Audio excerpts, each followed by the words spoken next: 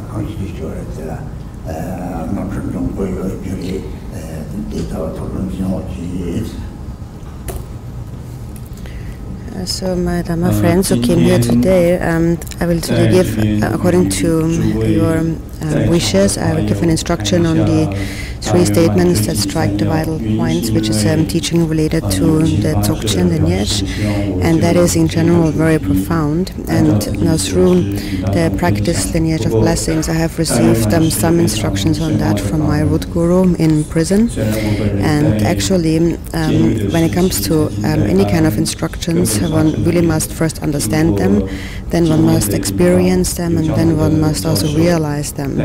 And only when oneself has become liberated from suffering, then one can actually impart that also onto others and liberate others. So for myself, I have some understanding and a little bit of experience. It is not so easy to actually have profound realization, but in any case I will share some introductions to the best of my abilities, but there are many things that I do not know, and so therefore it is necessary that you ask your other teachers again and again, and you should not just take my words as a certainty. Some things might not be accurate, so then for this reason also you should ask your other masters. So I'm explaining this to the best of my abilities, but please keep these words in mind.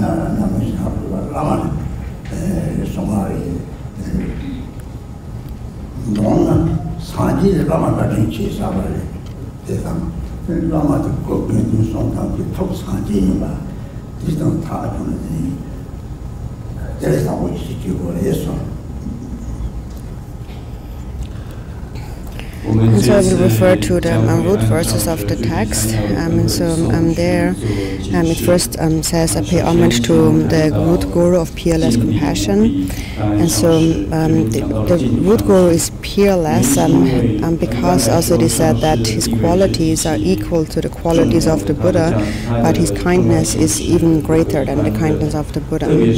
So the Lama is the embodiment of all the jewels. We should first understand that the Lama is indivisible from the Buddha, and this is what makes him peerless. And then his kindness to us is even greater, because when the Buddha taught the Dharma, we were not there with him, so he's not alive right now. But we have a direct connection to the Guru, who explains to us the practice, lineage of blessings, the teachings on Mahamudra and Dzogchen and so on. For this reason, actually, even more so than the Buddha, even greater than the Buddha's kindness is the kindness of the Guru. So the Guru's mind should be seen as the Buddha, the speech as the Dharma, and the form as the Sangha. So this is how we should first develop trust into the Guru. 既有上师，我们才能够得到体验加持的传承。总而言之，要晓得上师的恩惠超过一切诸佛，而且他是三宝总集，他的身体就是僧宝，他的语言就是法宝，他的心意就是佛宝。这样，拉玛的，这是我说嘛，拉玛的那些茶叶生，一直用把子，或者我们那边需要的。 세비 이제도 대신 뭐 참만 거대요 사제스 뒤에 저기 대면에 라마 그게 신이지 들이 톡라더니 랑게 동담을 대바서 톡들더니 다다 돈이 이제 손도 조금 톡래 되는 좀 호환 들다가 생기다 다요 이렇게 다지 니지요 라마를 톡대 이제는 대신이 뭐이 말한테 더 산속선 나반지 이랬더니 라마지 톡대 상제들 라마를 생각하려 오 라마를 생각해서 생기 답변에서 로마 답변에 생각하는 것이 즉발이지 생기 즉발이지 언제 로버트 매트에서 고소로 다진이 요래 다 라마지 가서 동안 오 다른 거 과대 용거요 생문에도 다진이를 하고 요래 다진이를 하고나 대외지 진의 지키자 시라 그러니까 자롱들이 저 타고를 로버트 현재와 하고 되게 시요래 라마 톱상이를 상이라더니 다소 니디가 좀 상네 니디 좀 상네더니 이스메비 시제를 사지 대를 리마 이거 말이 되는데 라마 생명의 상계에 대회는 라마 지금 많이 와 소득이 탐지에 대다고 kontrol고지 좀 오래 그도 버티고 주섭제 사지 탐지 상황 시골 때 양대형도 좀 더. 대바 당한 대바 자체도 쉽게 보고 셈라 또 대선 걸 때다 다다 소소는 미다 게드와 되는 잡는 거 하시더니 게드 바레 마체 담벌는 다다 출룩들 다바 게드 바레 레 대대로 사람들이 sep게 자체고 창을 들면서 오는 게 그때에서 어떻게면 들라라만 찍고 사는 일이잖아 양 맞든 총총 잡고 요래 또 당하는 거 어디고 대바다 당하는 거 어디고 그래.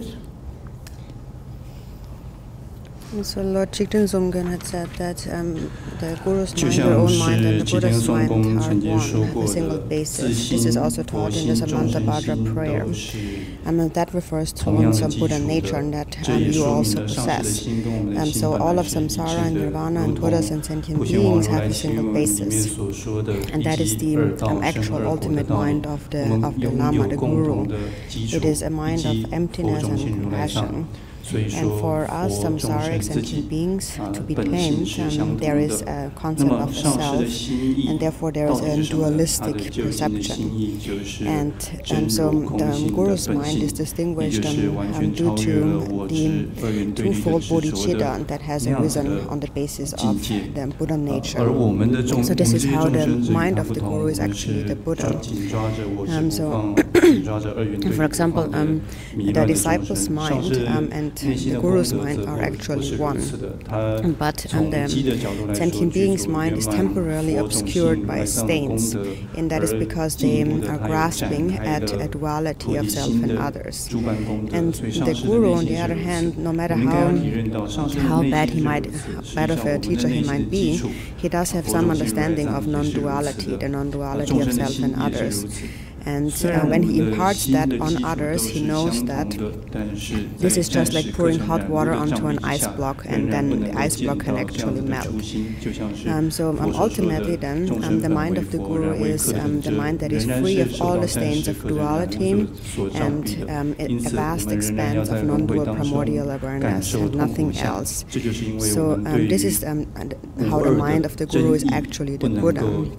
But then it's not only your one Guru, but actually all the Sangha of the 10 directions and 3 times should be seen as the Buddha. Within one Sangha, all the Buddhas are complete. So we bring this to mind again and again. First, it is important to develop a vast faith in that. Actually, anyone who has taken the refuge vow is a Sangha, and broadly speaking, all religious practitioners around the world are actually to be seen as Sangha. It is good for the mind to be vast like that, because then it becomes open like a flower. If you only think that it's only my own Guru, that's the Buddha, and nobody else, then the mind is much more narrow. So the first thing that is really introduced here is that it is important to develop faith in that and a pure perception.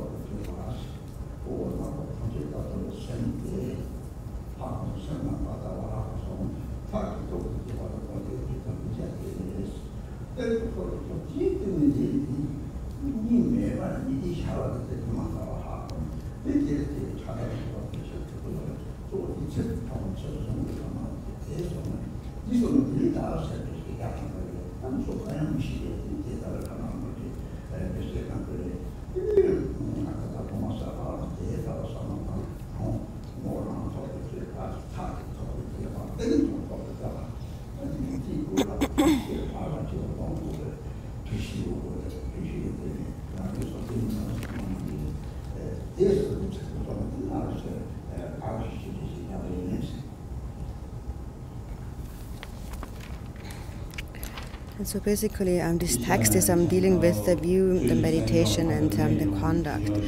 And the way it is explained here, according to the root verses, is according to Apadu Rinpoche's own his own teacher's names. So he bases the view, the meditation, and the conduct on his own guru's names.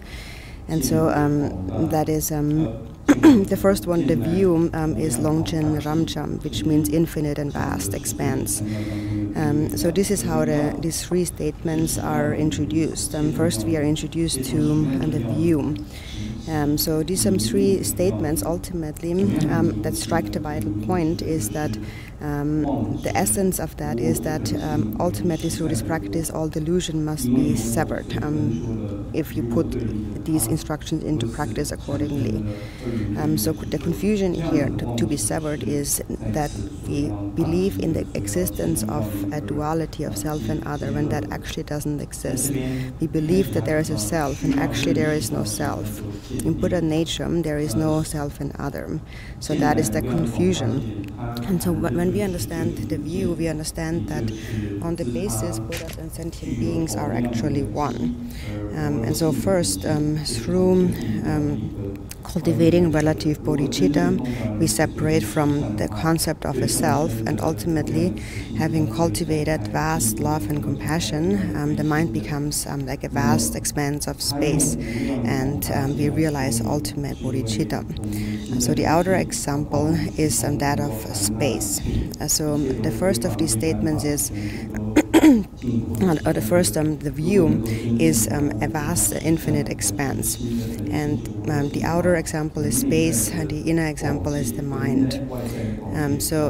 Space, because there is no phenomenon that is not included within it. When you realize the actual nature of mind, it becomes like a vast expanse of space that is clear and empty. There is no more difference between outer space or inner mind. So when that is realized, you have actually recognized the view.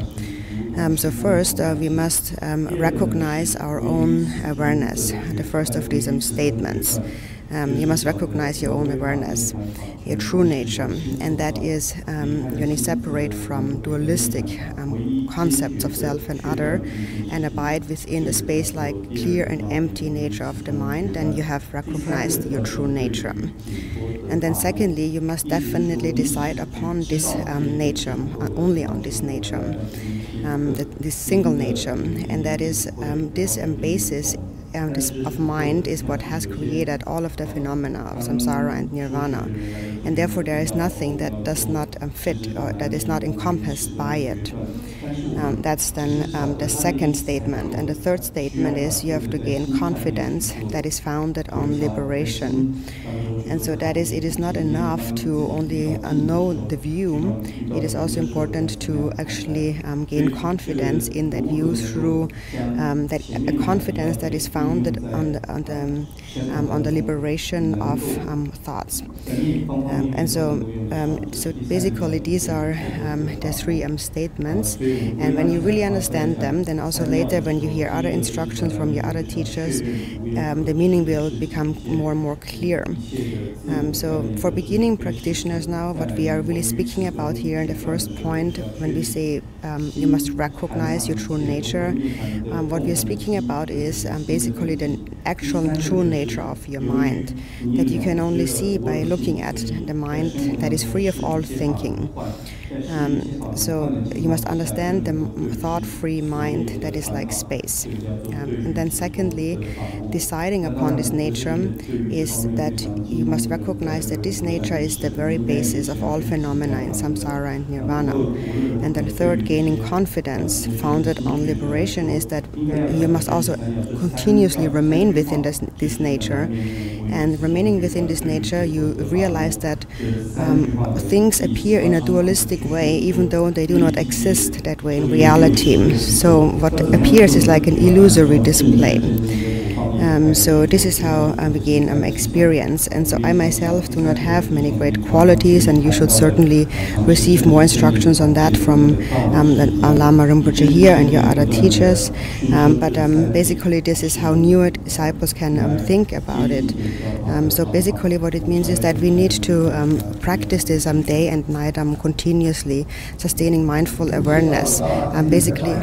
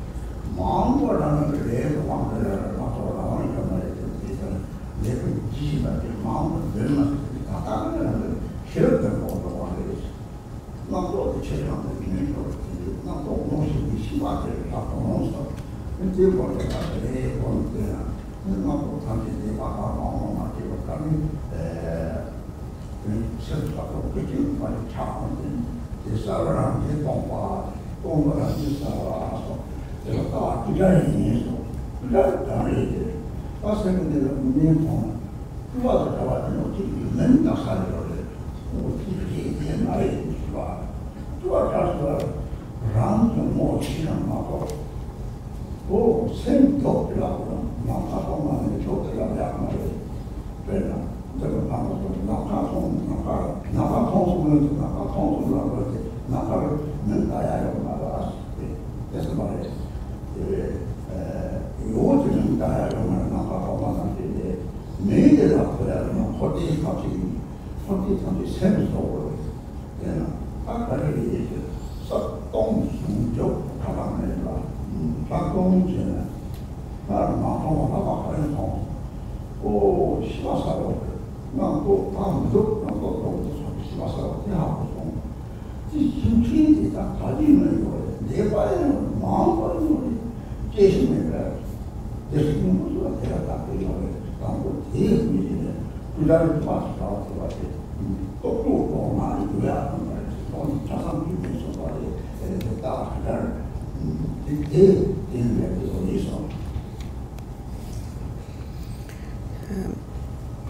So it is just according to the 37 Bodhisattva practices, and I will explain this to the best of my abilities and how this is applied here. And so how we resolve the view is that we speak about different practices of meditation like shamatha and vipassana and mahamudra and dzogchen. And so on the basis they really are the same. So we begin with the practice of shamatha, of calm abiding, where we pacify the thinking mind without entertaining the past or anticipating the future, remaining in the present moment. And that really begins with knowing that there's no point about thinking and thinking about the past, because it is just like a dream, it already has passed. And also there is no point about thinking about the future, because we have not so much control, since everything depends on our own karma. And so without entertaining the past or anticipating the future, you rest in the present moment and look at the awareness that is there. Not focusing on the thoughts, because they come and go like bubbles, but what always remains is this clear knowing awareness.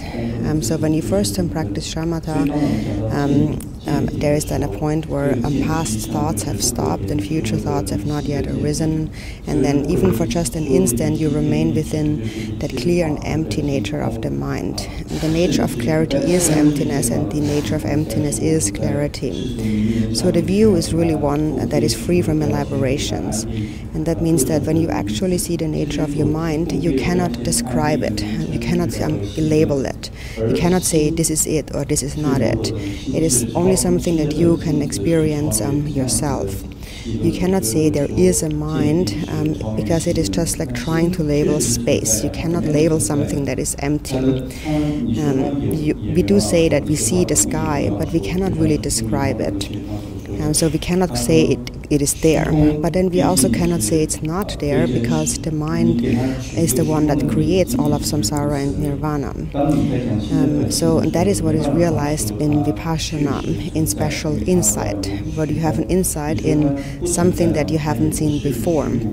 And what you see now is this clear knowing awareness that has actually always been there. And that is the awareness that remains whether or not there are thoughts in the mind. And it recognizes thoughts in the mind. It is always there. It has always been there, and it will always be there. It is beyond birth and death. It is your Buddha nature. And so this is what you first need to recognize. So this view that is free from elaboration also because it cannot be expressed in terms of words or even thoughts. It is inexpressible by words and thoughts. So this is the view that must be resolved in the beginning.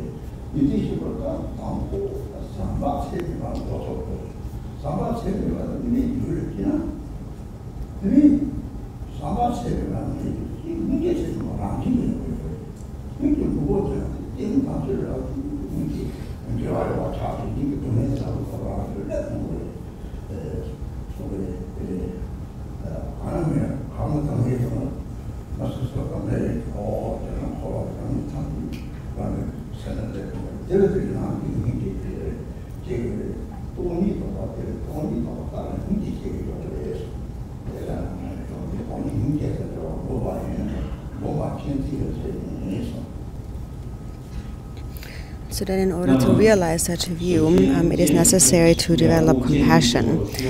So it says here then the meditation is Khyentse, or the rays of wisdom and love. The rays of wisdom are what is wisdom knows is the ultimate reality. For example, in deities we speak about worldly gods and wisdom beings, and so the wisdom deities, they are said to have 3 eyes. Also between the point of the eyebrows there is another eye, and that represents their seeing of non-duality. It is the wisdom eye. We only have 2 eyes, because what we see with 2 eyes is self and other, a duality, and that is what needs to be destroyed, this idea.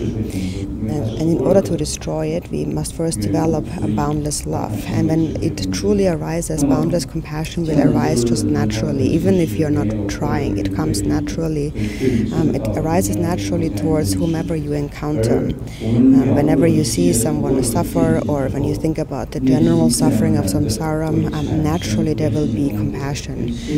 Actually, a sign of having realized emptiness is this ongoing state of boundless compassion. So that is the meditation and the practice. It is Khyentse, or the rays of wisdom and love.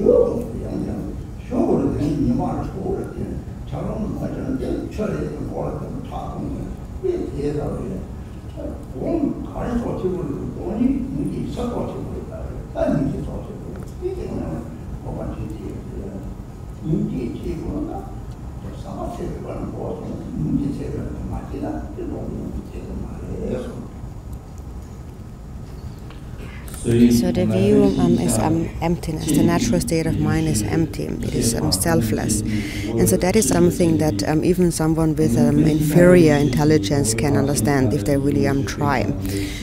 But then this is just like understanding that ice is water. And that is a good thing to understand, but it is not enough. You also have to actually melt the ice block again and again. You need the warmth of the sun to melt the ice block. If you just say, oh, this ice is water, and then you hit somebody over the head with it, they will still bleed. So therefore, between emptiness and compassion, what is more important? It is actually compassion. So the meditation is wisdom and love. Love is most important, and that is, in order to develop compassion, you first must develop boundless love. And without that, without boundless love and boundless compassion, actually the real qualities of meditation will not arise.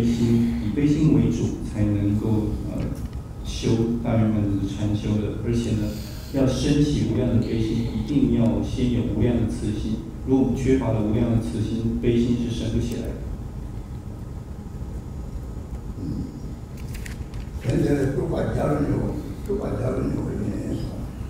多年的经济从事这个行业，以前的多年的从事这个软体的就是在他是说软体唱歌的这个这个多年让嘛他是做唱歌的，因为多少场就成了当然有让他的因为屁股上落的，然后他就是把唱歌的有把家人有的少，这个有的他长期上就是把他这个车上看到的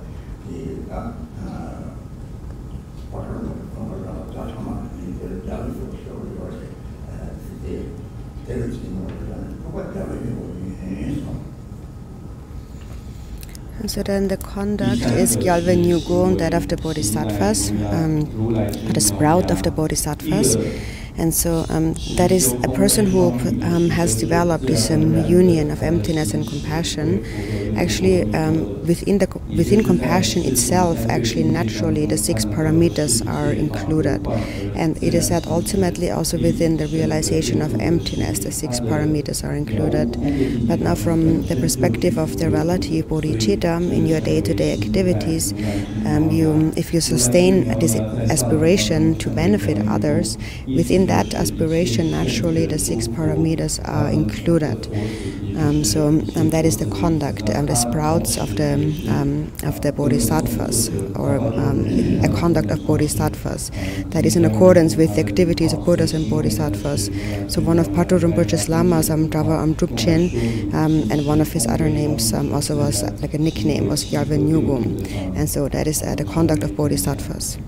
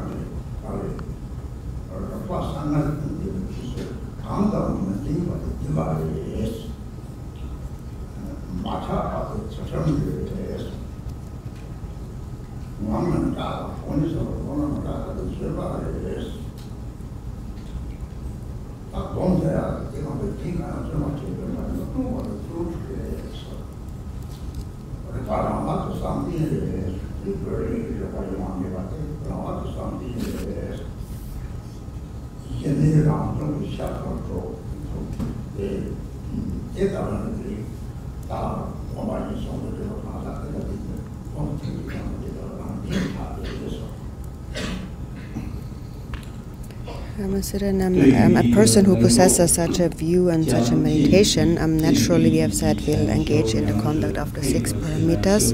And then there is some special instructions on that by Khenpo Munsur Rinpoche. And he says that if you sustain a state of clear awareness and do not grasp at anything, that itself is the paramita of generosity. Not being attached, not to desire anything, that is the essence of ethics or morality. Not to be afraid of the reality of emptiness, that is the paramita of patience. And to always remain within a state of meditation effortlessly, that is diligence. And then to abide without distraction in the natural state of awareness, that is meditation. And then to know the actual basis, the true nature of your mind, that is the paramita of wisdom. So this is how at one time we can practice the view, meditation and conduct simultaneously.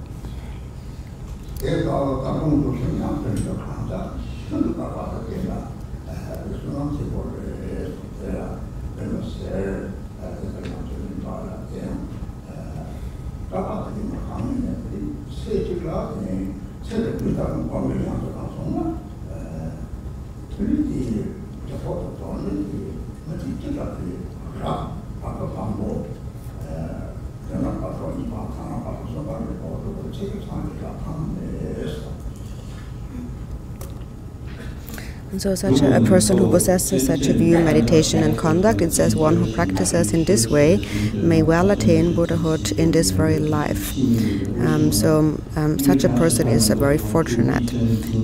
So ideally one attains liberation within the primordial ground within a single lifetime. That is ideally in the first pardom, that is if someone who has really dedicated their life to practice and given up worldly concerns, they may attain complete liberation in the first pardom, or if not in the second or in the third pardom. So such is a fortunate one that attains enlightenment in a single lifetime.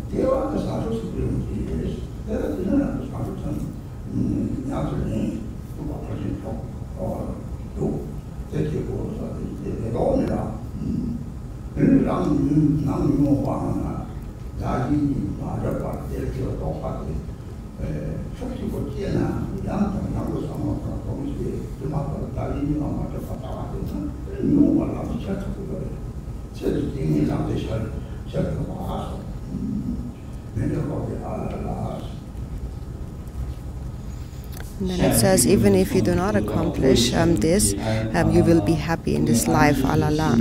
So why will one be happy even in this life? It is because, for example, we have taken refuge vow.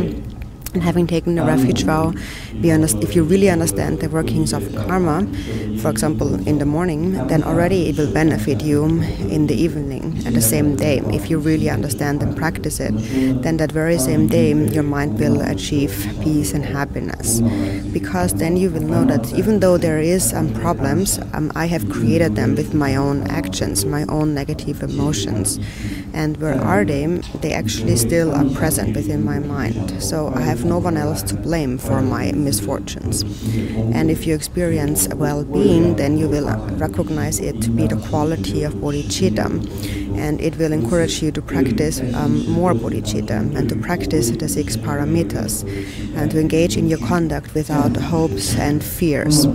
Understanding that in reality, although there is a perception of self and other, all of that does not really actually exist. And then even though emotions might arise within your mind, you will recognize them as an illusion. And if you recognize them as illusions, then this is what we call taking the afflictions as the path. Or also it is the practice where we take negative adverse circumstances as the path.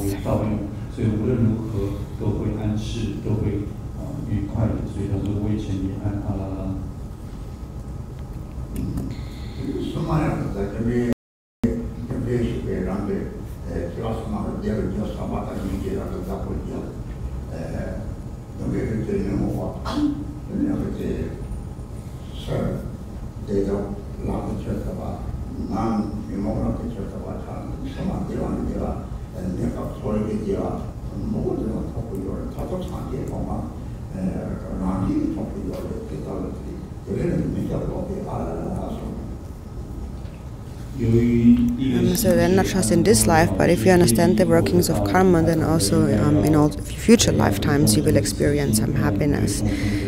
Because you have understood that the only cause of happiness is love and compassion, so you will be able to hold on to that. And you have understood that the cause of all suffering are the negative emotions, so you will be able to let go of them. And so in this way you can take the afflictions as the path and are able to create your own happiness and avoid your own suffering.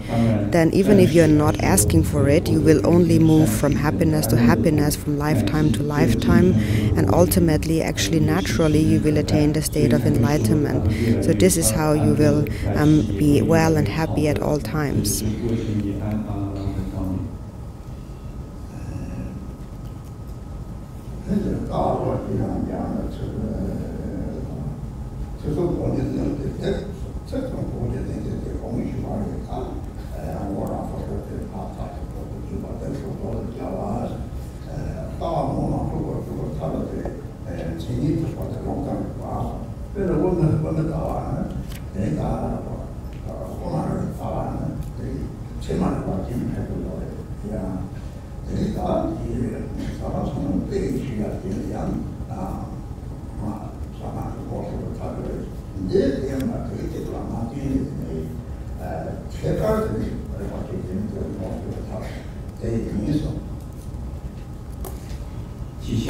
So then it continues that, it repeats the view is some infinite vast expanse, and three states meant strike the essence that you have mentioned before. You recognize your true nature, you resolve on it, and you attain confidence. And so that is, for as long as we have not really recognized the view, resolved the view, the nature of mind, we rely on the vehicle of characteristics according to the scriptural authorities. For example, the view of the Madhyamaka, the middle way, that resolves the nature of mind through a valid cognition, logical reasoning, or, for example, according to the tantric system of secret mantra, we are introduced to it through the illustrative wisdom in the third empowerment. But here, actually, unlike these, we are actually introduced to awareness in a very direct way. So this is the method to recognize awareness directly.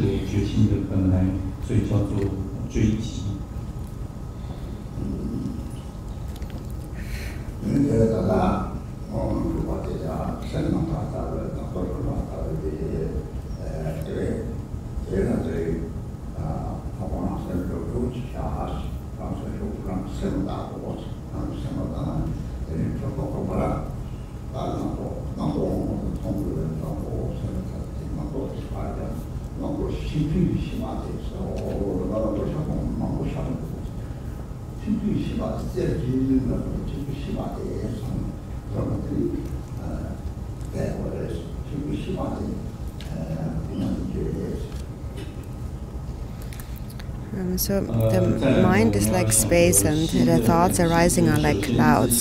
So in the beginning, when you practice this, you have to relax your mind, rest in a very natural, restful state. And then mind must watch itself.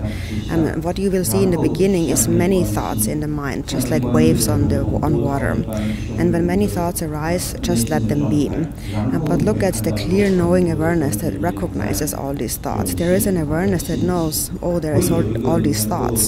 So that is the awareness that you should recognize and just remain within that state.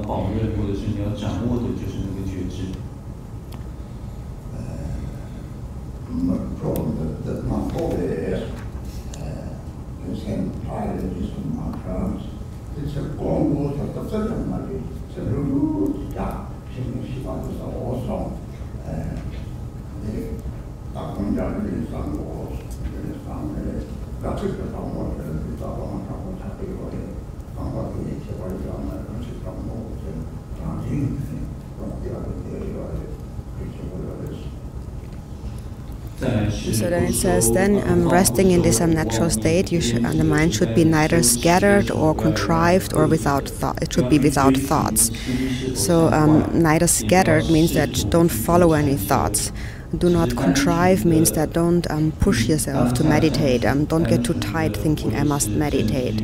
Just relax in a natural state and look at the clear knowing awareness that recognizes all arisings. And so then meditate within that state. And when you meditate for the physical posture, assume a straight posture with a straight back, because then the central channel will be straight, and the legs doesn't make a difference which the way you position them, but if the back is straight and the central channel is straight, and then the winds will actually naturally abide in the navel chakra. So therefore this is most important.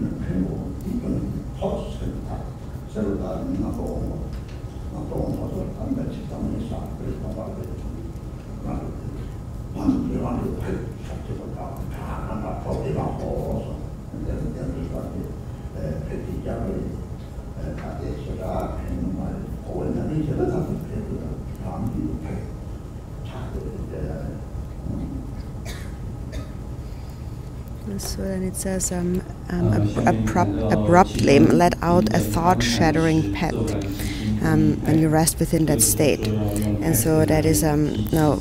However, you should not conceptualize that, because now as we are meditating together, and so then you are sort of waiting for the pet. So you think that he's gonna say the pet soon, and then after I actually said the pet, you know, oh, now he said the pet, but he's yet not a pet. So actually you begin to actually conceptualize the meditation in this way. So just try to relax the mind, and first of all develop the motivation that I will attain enlightenment, I will practice for the benefit of all beings. It is most important to realize the nature of mind. So then, having given rise to an altruistic intention, very directly look at your mind. And first you will see many thoughts. So at another time when you are in a place where there is no other people, you can shout out this thought-shattering pet, which is like a bomb exploding and shattering all the thoughts. It is like a startling, a shocking experience that shatters all thinking. So today will be just for the sake of auspiciousness. And so if we know, it says here we should say it fierce, forceful and abrupt, marvelous. So that is really only beneficial if we actually put it into practice.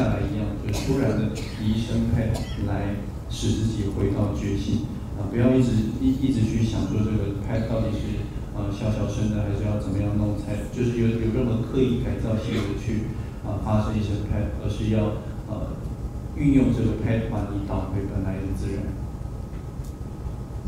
그러니까 당장 시방 내가 잡으려고 백작을 때문에 사람들 띠까지 백작을 기술 선 잡고 정말 잘하고 정말 잘하지 나는 진짜 소리를 들어요. 띠값은 이석라는 게 소리를 들어요. 양 대화 치고 샤를 가면 이제 소리를 들어요. 양 저장 치고 가는데 지금 저 소리를 들어요.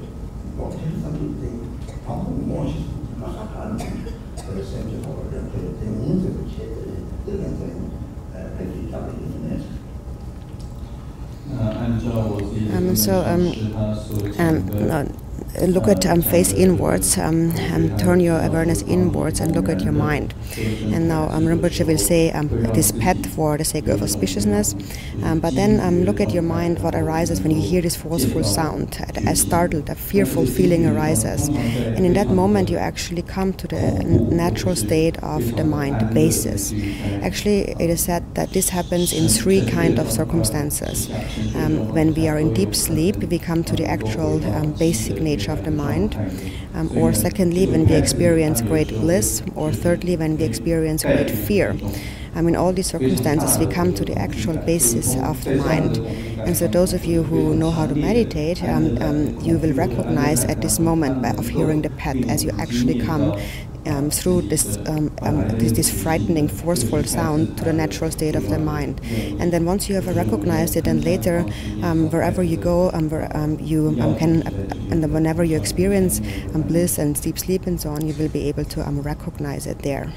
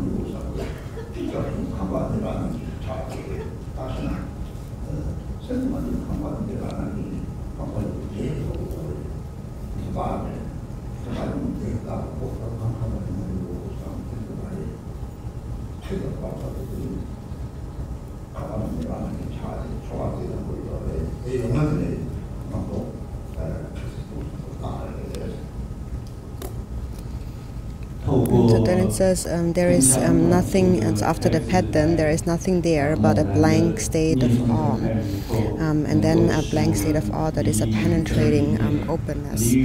So after that, after you have heard that sound of pet and you see the nature of the mind for even just a moment, that is this empty state of awe. And then this penetrating openness is that when there is no thought in the mind and no grasping, everything becomes open in the sense that there is no more mental construct that, for example, confines you to this building.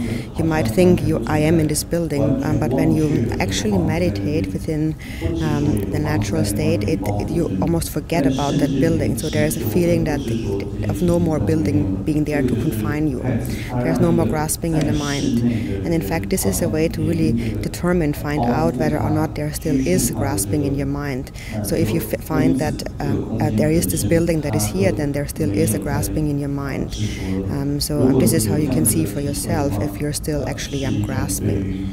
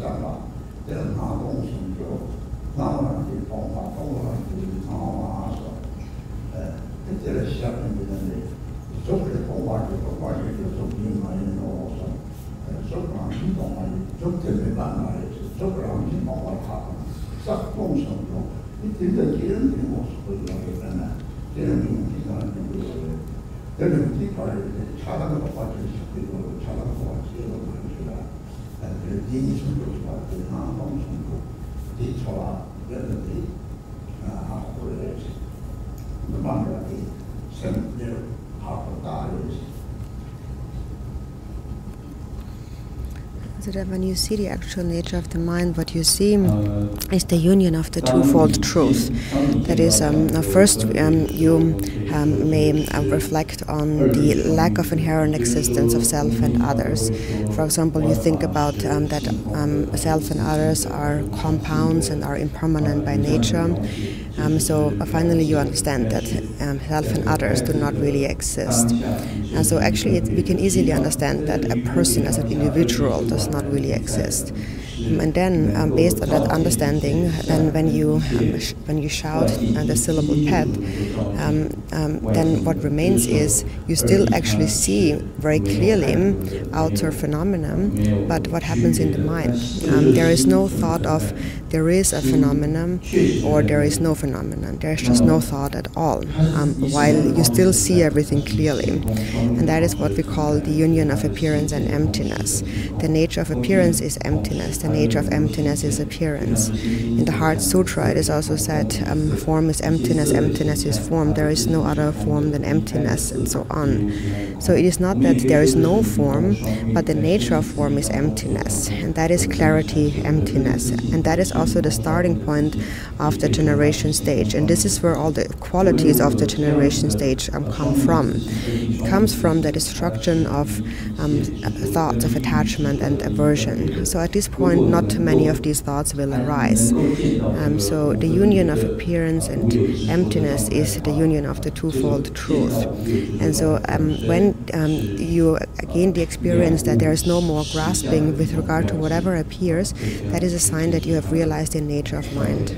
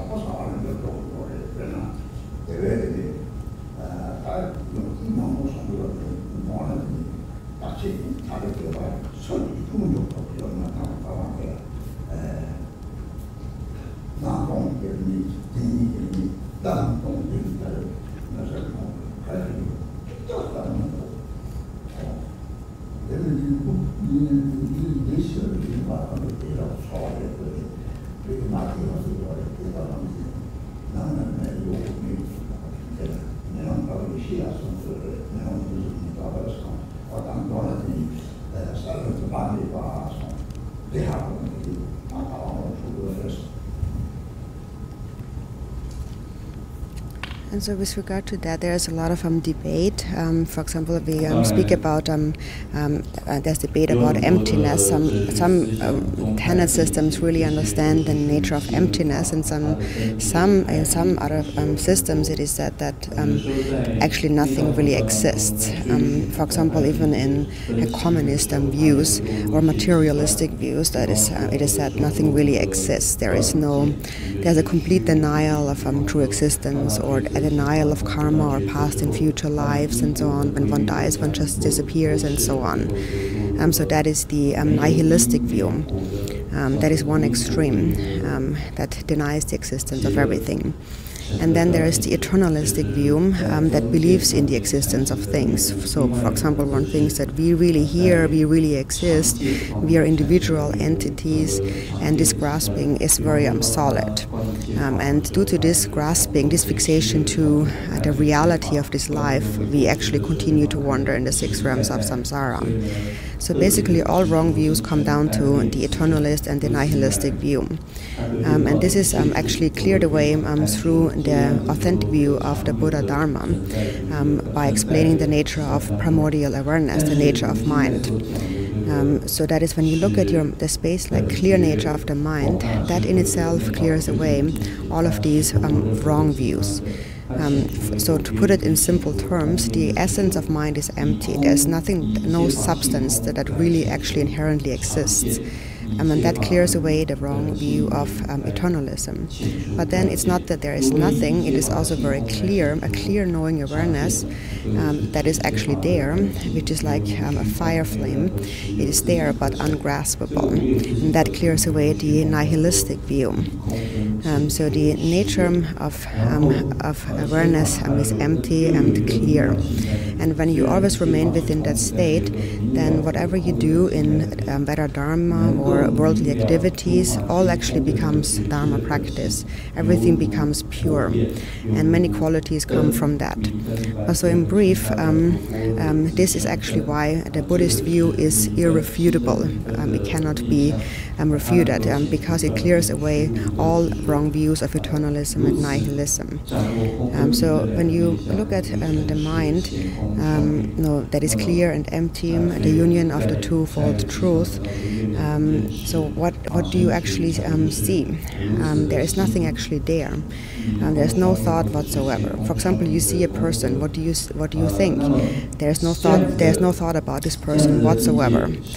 Otherwise, ordinary people, they conceptualize. For example, we look around in this room and we wonder who is this, who is that, and wonder where he is from or she is from. And actually, these kind of thoughts cause a natural feeling of discomfort all the time in our mind. So a person who doesn't grasp, there is no thought about the other person whatsoever. This is also what we call the mirror-like wisdom, where everything naturally appears like a reflection in the mirror. So there is clarity of mind, but also while there is clarity, there is also no grasping with regard to appearances. And so when you understand this, that you have really recognized the view. 它是显明朗而没有任何执着的。如果能够有这样子明朗而无执着的觉知的话，这个就是对见有所掌握。 내가 사막하던 그들은 죽을 밤을 송시에 죽거든 그 밤이 예매가 다 하고 오 그런 것을 과제에서 살이 죽일 거를 죽을 돌지 않아 노대 좀 제시하면 오늘 밤에는 그 살이 나를 사람을 계속 바꾸시야 하는 거야 마도 오면서 노아를 가사한 창조를 야 또는 this project was becomes not part of the total environment, not part of the model of the 죽고 그 무서워지게 돼서 자기 주력 거다. 그래서 나도 빨리 시키고 과 시키고 이식을 내는 거다. 이식을 거다. 이게 요게 있어. 함께 요리를 요리. 나다를 마음을 요리 가지고 요리. 이 하고서도 대처를 오시서는 한기시거든. 살기 단기심이 실감을 이용해. 다 살기 가서 되다. 친일비 영향을 받겠다는 사산기까지 바로 듣고요. 저 사산기까지 배고 그래. 맞을 때도 끝나지 받기 위해 그래. 살기는 그다음에 그래서 공을 하고 가서 친일 저다 여기서 살기가 단년으로 그래. 얘네들이 산이 정립이 내리고 이 좋아요. 계속 쓰는 거예요. 얘들 뭐랑 서로 대화가 그걸 가지고 뭐를 와서 뭐랑 서로 많이 유래지가 많이 좋아. 얘네 따지고가 많이 조금 쓰기라는 것도 말이지. 그래서 가지고 인생 좀 숨기도 내가 하던 서로 변동하고 생물시설은 잘 많이 생민도 사대에 와서 오, 막 생물 독지는 잘 가져와야지. 잘 가져와서 다 가와도 다 뭐 맛을 가지고 당시 자, 거기서 되게 좋으려고 쏘아서 담을 때가 남시지 남시고 같이 또 남시대 가리 적서는 남시대 다싹 엄마 하다를 하고서는 남시 이실을 나를 해서 말이야. 나시만 동시에 소대 나시만 동시에는 생기만 사배동 사실 좀 내리게 생기는 산지가 아니 hom은 좀 받아도 생기는 사진 소각에 들리지 마스만 만나봐야 맞추는 뭐를 대다고 찾기 그거는 사진 대다고 하게 딱 많이 불러주고 하는 나가 남시들이 하고는 아무걸 만납시들이 남시들이 내리지 하고는 뒤를 닦겠단다 그래 뭐라 남남시 이 무엇이 사고 나가다 나이만 맞아 이 보고 내가 뭐 하면 생기지 준다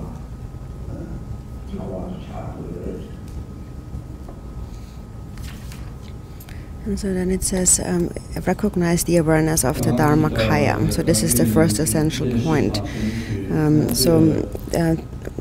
First, in the first point where we need to recognize our true nature, once we have recognized it, we have recognized that awareness is indivisible from the Dharmakaya, also called Vajradhara, which represents the nature beyond birth and death. Not recognizing awareness, one will continue to wander in the 6 realms of samsara, no matter how skilled one might be in this world. Even if actually there is no more world, it comes to an end, there is still awareness, and we continues to go on. But when you realize it, you realize the unchanging state of Vajradhara that is beyond birth and death, which is like space, without any obstruction, or open and penetrating. There's many ways to describe space, and that is one of them. So it is to recognize awareness of the Dharmakaya, or recognize that Dharmakaya is a great awareness, a great primordial awareness. And the reason why it is called this name is because it has been there since beginningless times, since primordial times, and everyone has it. It has been there all the time in the past. It will always be there in the future. It will never cease to be. So this is what you need to recognize. And when you recognize this, then you will know everything. And this is actually precisely where the omniscient wisdom of the Buddha comes from. And so nowadays, as sciences develop, actually they step closer and closer to the Buddhist view, not the other way around. So more and more they have to rely on what the Buddha actually said, proving it to be true. And where is this omniscient mind now of the Buddhas? It is your own mind. So that is what needs to be recognized here when we say recognizing the true nature of your awareness or Rigpa. Recognize it as Dharmakaya. So it is nothing that you find that is given to you nothing new that you will find, and also nothing that you will find from somewhere else. All that needs to be done is to recognize your own mind. Lord Chikten Sumgön also said something that benefited me greatly, and that is when you recognize your mind, he said, then you see that actually that mind itself is the Buddha from whom you have never actually separated. So you realize that I have actually never separated from the Buddha or from the nature of Dzogchen and so on. So where is that mind? It's really nothing else but your consciousness. And so for the time being, when you do not recognize its nature, it is dualistic consciousness. But it is just that. For example, with awareness, with consciousness, you drink a cup of tea. Everything you do with that consciousness. So then when you look at the nature of this consciousness, all of a sudden it becomes vast, like space, empty and clear. So this is when consciousness becomes primordial awareness. So therefore Milarepa also had said, I do not see dualistic consciousness, I only see primordial awareness. And seeing it this way, he said, I do not see sentient beings, I only see Buddhas. Also the Buddha himself had said, all beings are actually Buddhas. So the Buddha had realized the ultimate reality of things, and therefore he was able to say that. So if you trust in that, then there is no more basis of saying that I'm a Buddhist or not a Buddhist, and so on. I have a religion, have no religion. All of these are only mental labelings. Actually, now when you recognize the nature of the mind, you see it is something that everyone has, and that nothing new that is to be found. It is your ordinary present consciousness right now that you never recognize. But if you understand it, then it is only that nothing else. So know your own awareness. When you know your own awareness, what you see is a vast expanse of clear, empty consciousness. And that transcends all notions of self and other or duality. So then, for example, when you see a lot of people in this room, you would not see a duality, but know that ultimately we all actually have one mind.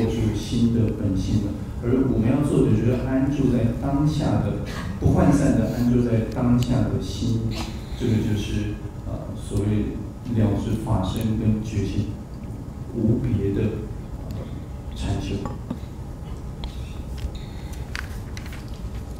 好，大家我把你们以前的忙过有的在讲这个在大陆到这经验上去写手，中国的光不差别的，大多都经历把你们往的太大多了，就是就光有我们多了，不是上多些，妈的，大多的家里，家里钱呢，就家上没家的钱呢，狼不机密的些。把这狼的龙，刚好在这张金子下锅，跟着架子钱，他不是小水头啊，后面的卡里面炒汤或者是肉的，没法人把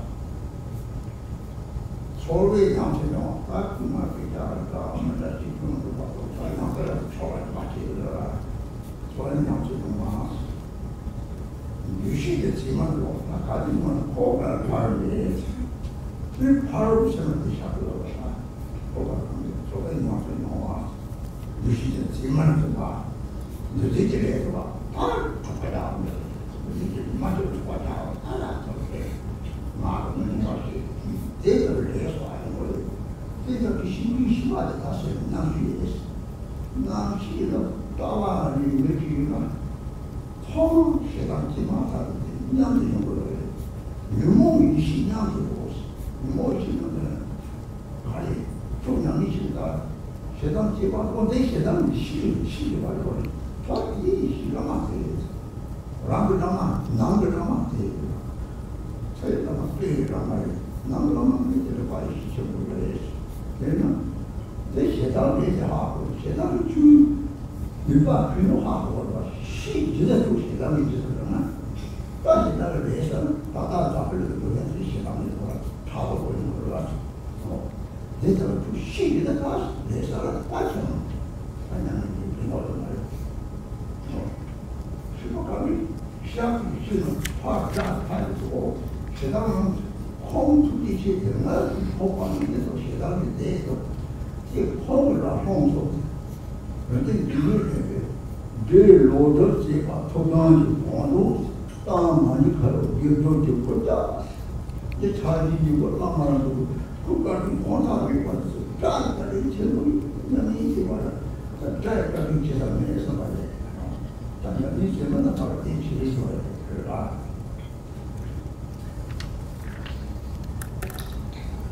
And so many of you actually are meditation practitioners here, and so there's also one instruction here given by Khenpo Munseo, and he said that if you want to know the level of your realization, you should encounter a negative circumstance, then you will know.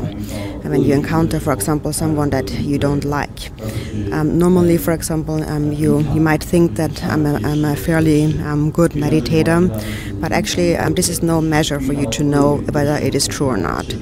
But when you meet someone that you don't like or who doesn't like you, who hurts you, then you really know the extent of your realization.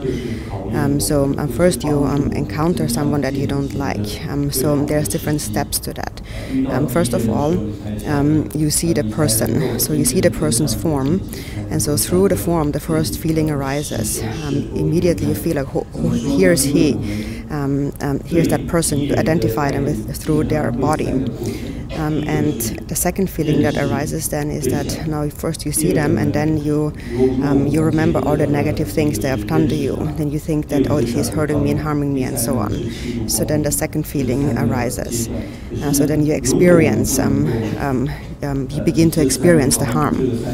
Then the third feeling that arises is that then through your perception, you believe in ideas and various characteristics that you fabricate in your own mind. And then you keep thinking about that. He's always doing this to me or saying that to me. And because you keep thinking about it, the other person actually also begins to sense what you are feeling.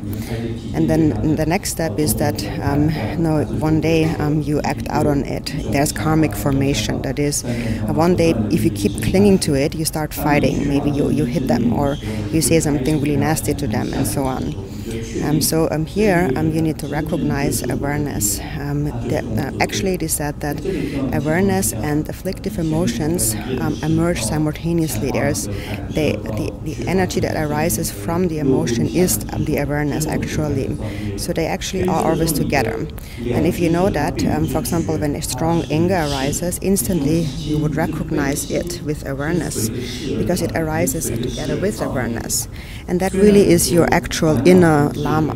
The outer Lama is only like an illustration, but your inner Lama is your own knowing awareness. And that means that anger arises and you recognize the fault and the negative consequences of anger. For example, you know that if anger arises and I follow it, even though I know it is harmful, if I act out on it, and this is precisely what causes all the suffering around the world. It is anger and jealousy. Actually, if you continue to accumulate karma knowing that it is a fault, then all of your practice really is useless. So on the other hand, if you're really a practitioner, then you would recognize the anger, for example, and in fact you would feel thankful to the other person, thinking that actually without that other person the anger would still remain there and you would never recognize it. But the other person triggered it, so it surfaced, and in this way you can let go of it. So actually the other person really has helped you. The Vidyadhara Jigme Lingpa also has said that actually those who are like my enemies and evil demons and so on, I invite them because they actually enhance my practice. But actually following good friends and close ones actually only proliferate samsara. So therefore, actually those enemies and adversaries, harm doers, are actually very kind. Those are actually my real friends, and I'm very grateful to them. So these are words that are very important to understand for those who are actually really serious about practice.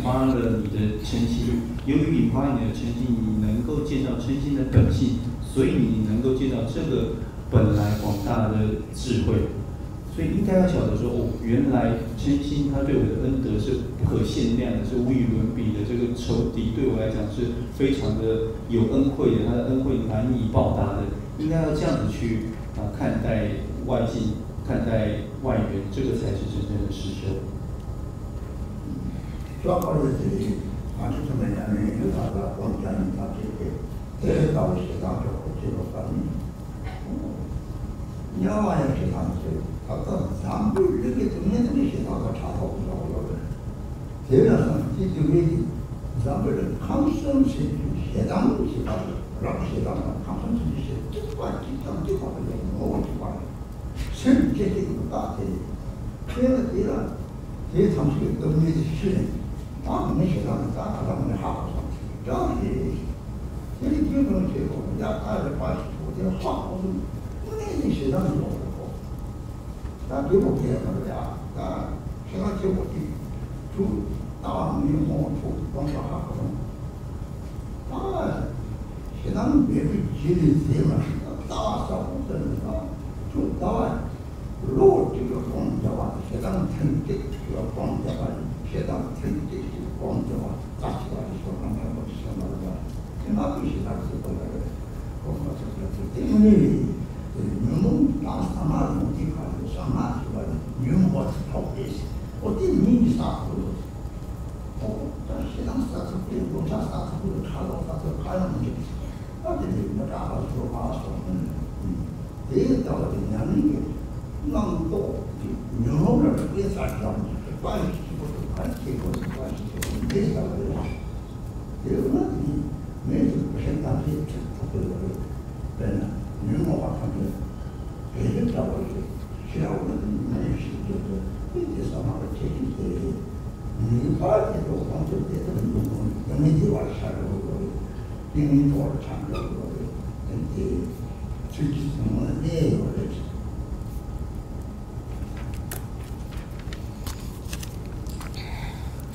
So then those who really practice on the Bodhisattva path and practice meditation, they also understand that an anger lingers around. It is also that which creates hell. It is that anger and jealousy which creates all the suffering in the world. And then the anger of all the sentient beings in the three realms of samsara and one's own anger actually are exactly the same in essence. And that actually is a sign in itself that the basis of our mind is a single one. So it is when you recognize this, then you know that this is the basis, this is what creates all suffering. And when anger arises in your own mind, you will recognize that to be a true enemy. And then there's nothing else to be done. Then it will just dissipate on its own accord. And after it has gone, actually there will be a state of great clarity, so clear that often it makes you start laughing. So first anger arises, and if you really recognize it, sustaining the view, then it disappears, and what remains is an utterly clear state of mind. And actually also Khenpo Munsel Rinpoche had said that actually if you're able to meditate well on one moment of anger that arises, this is more powerful than meditating in peace for 1 year. Actually, he told me that because I'm also very hot-tempered, and he tried really hard to help me with that. But this is actually also really true. And this is also the quality of the Vajrayana. We are actually transforming the poison of affliction into a medicine. For example, we eat them, so then we are not afraid. We think that I can swallow it all down, anger and attachment and jealousy and so on. There's no more fear then. Even if they arise, we are not afraid anymore. And that is really what we call the patient forbearance that is not afraid of the meaning of emptiness. And so this is how, through afflictive emotions, actually we train the strength of our awareness. It is just like the awareness is like fire, and the thoughts, the emotions are like wood. And the stronger the fire, the stronger will be, the more like wood will be burned. Or the afflictive emotions are like garbage and so on. And when you consume them with wisdom awareness, then the afflictions themselves are transformed into wisdom. So that is the special quality of the Vajrayana. And when you meditate, when you practice this, then surely you will be able to transform all suffering into happiness and all negative circumstances into helpful, conducive circumstances. So this is really the crucial point of those statements.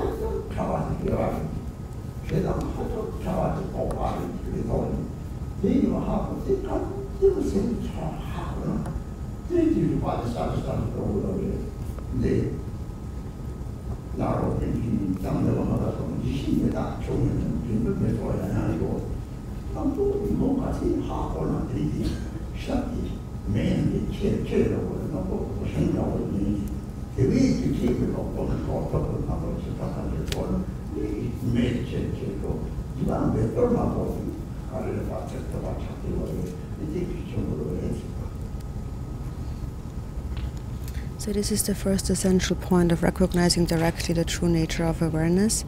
And so then some people might think that when am I going to recognize awareness? When will I finally recognize the view? People think they don't really know what that is. But actually, you do know it because it's always there. Your consciousness is actually always there. It is just that for the time being, when you have not realized its nature, it is the dualistic consciousness. But as I mentioned before, it is always there. It is never anywhere else. You never actually separate from it. And so for now, when there still is dualistic consciousness, what is most important first is to understand clearly the workings of karma. That is, when, for example, anger arises, you know that this is your own ruin, and also causes harm towards others. And it is said that an instant of hatred destroys the merits accumulated in countless aeons. So what we should understand merit to be is nothing else but love. And if you only have that, then for all future lifetimes temporarily you will experience the happiness of the higher realms, and ultimately you attain enlightenment. Because enlightenment means, in order to attain enlightenment, you must free yourself from this concept of a self. And that you can only do with a mind of love. For example, if you have a companion, a friend that you spend together 15, 20 years, and you have always loved each other very much, then one day something happens and you get angry at each other, you fight, and you even sometimes kill each other, or you want to kill each other, and you start quarreling, then all that love that you have had for all these years is lost in that moment. For example, it also even happens in a family between siblings of the same parents. They fight and all the love is lost. And so this is how one moment of anger destroys all the merit accumulated in a long time. And actually, even right now, the very nature of anger is hell. Even right now, there's a hellish experience. And that anger is the seed for birth in hell. Or greed is the seed for birth as a hungry spirit.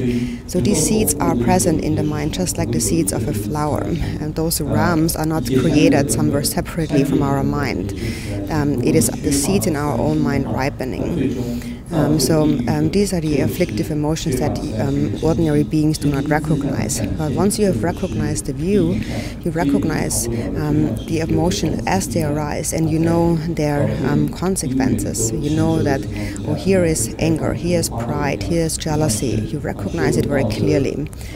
Even the most subtle form, for example, a very subtle form of attachment is hope, and the subtle form of aggression or anger is fear.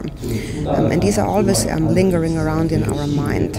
And when as you recognize even the most subtlest of feelings again and again, awareness becomes increasingly clear. Also once the wisdom Dakini Niguma had said to Naropa that presently the spark of awareness is very small, but if you nurture it again and again, it will turn into a large fire, blazing fire. So that is, now awareness is like a fire, like a small spark of fire. And if you keep recognizing all the subtle and the coarse forms of afflictions and thoughts in your minds, then this wisdom fire will become stronger and stronger. But in order for it to become strong, it is necessary to practice continuously, recognizing all the thoughts at all times. And then eventually later on, there will be a state of awareness that remains effortlessly, and that will naturally, effortlessly burn away whatever arises. So it is continuous practice, and that is the most important point.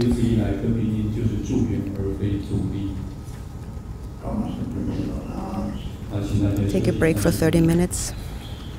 大众请起立，请合掌，恭送仁波切。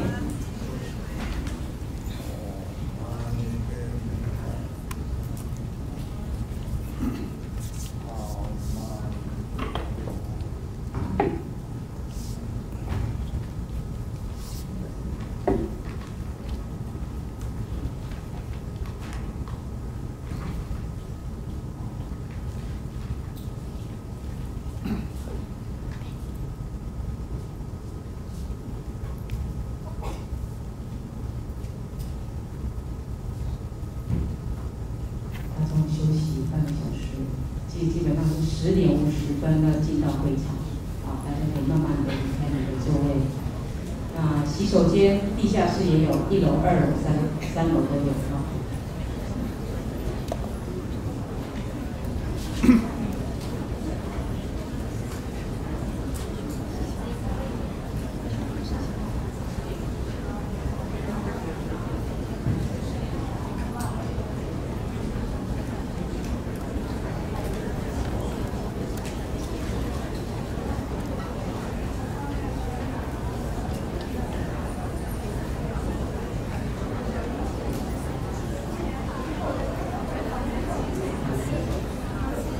洗手间在地下室1楼、2楼、3楼都有。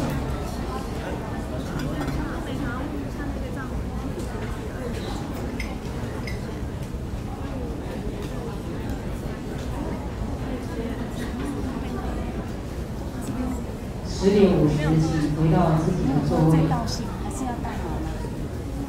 我想是不是要拿一杯给他好了？好啊，这样其实也不用，我们也不用浪费水啊。我们拿一个给他好了，他没有喝啊，他没有喝什么啊？他没有喝什么？对啊，我们也要环保。我再拿一桶水给他。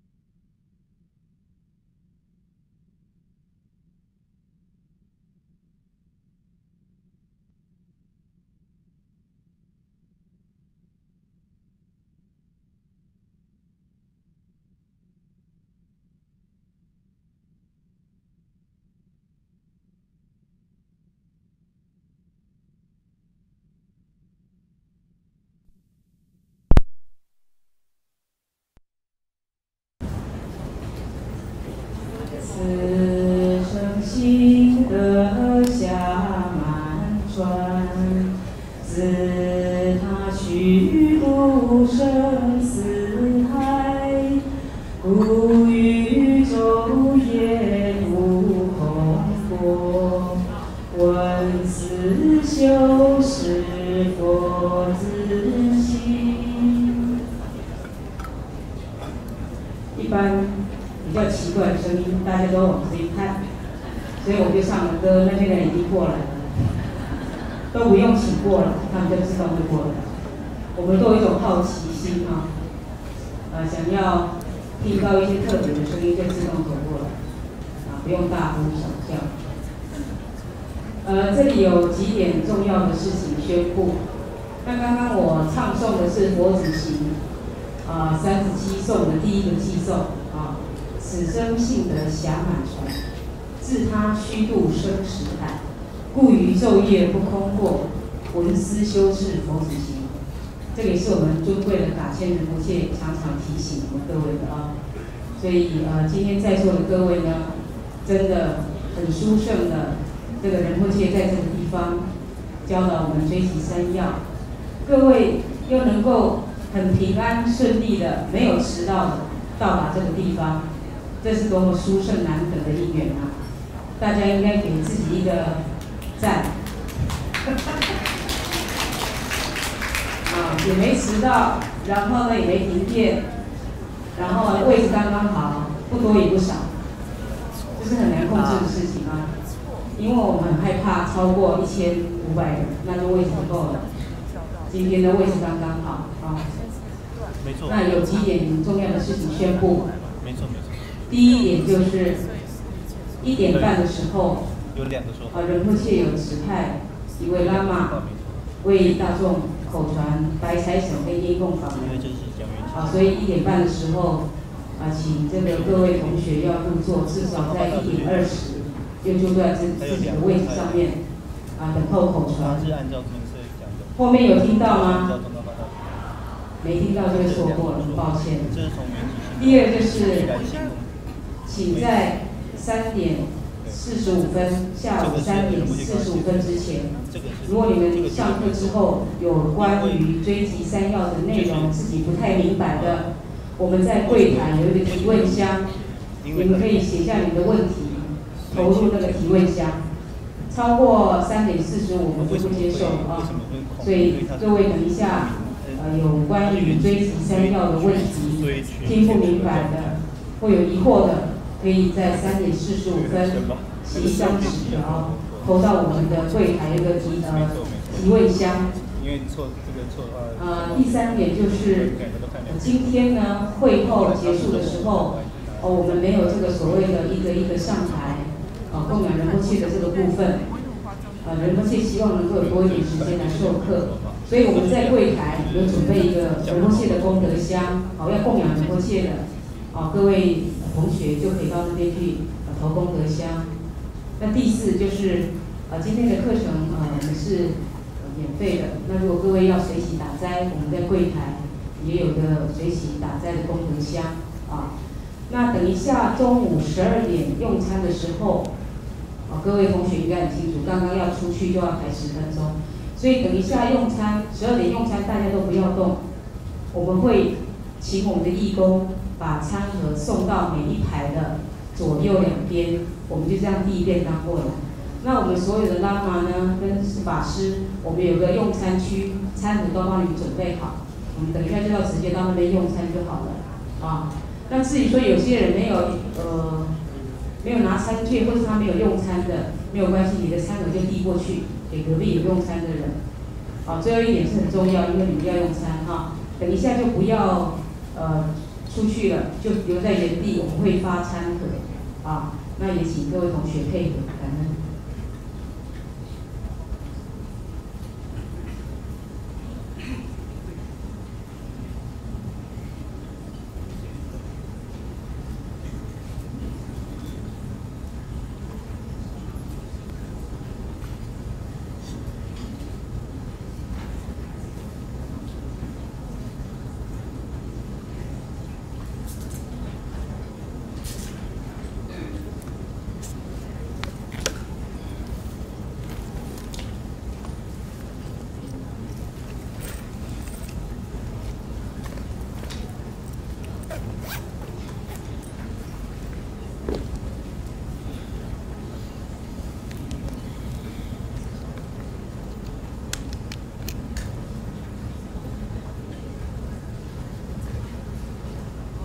mani padme hum, om mani padme hum, om mani padme hum, om mani padme hum, om mani padme hum, om mani padme hum, om mani padme hum, om mani padme hum, om mani padme hum。大众请起立。mi padme hum, om mani padme hum, om mani padme hum, om mani padme hum, om mani padme hum, om mani padme hum, om mani padme hum。大众向仁波切三问讯一问讯，再问讯，三问讯。大众请坐下。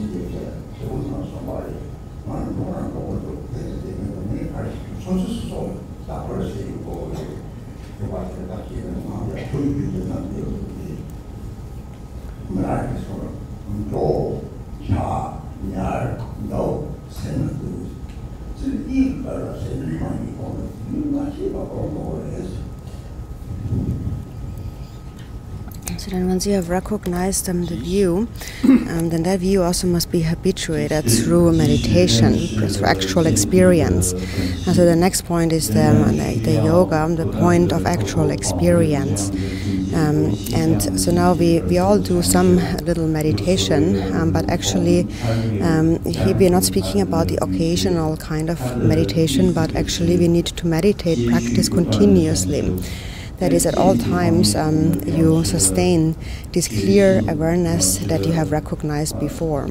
until you attain stability, until it naturally always remains. And then finally, after that is accomplished, it also needs to be brought into your day-to-day conduct. And a clear awareness must be brought into whatever you do.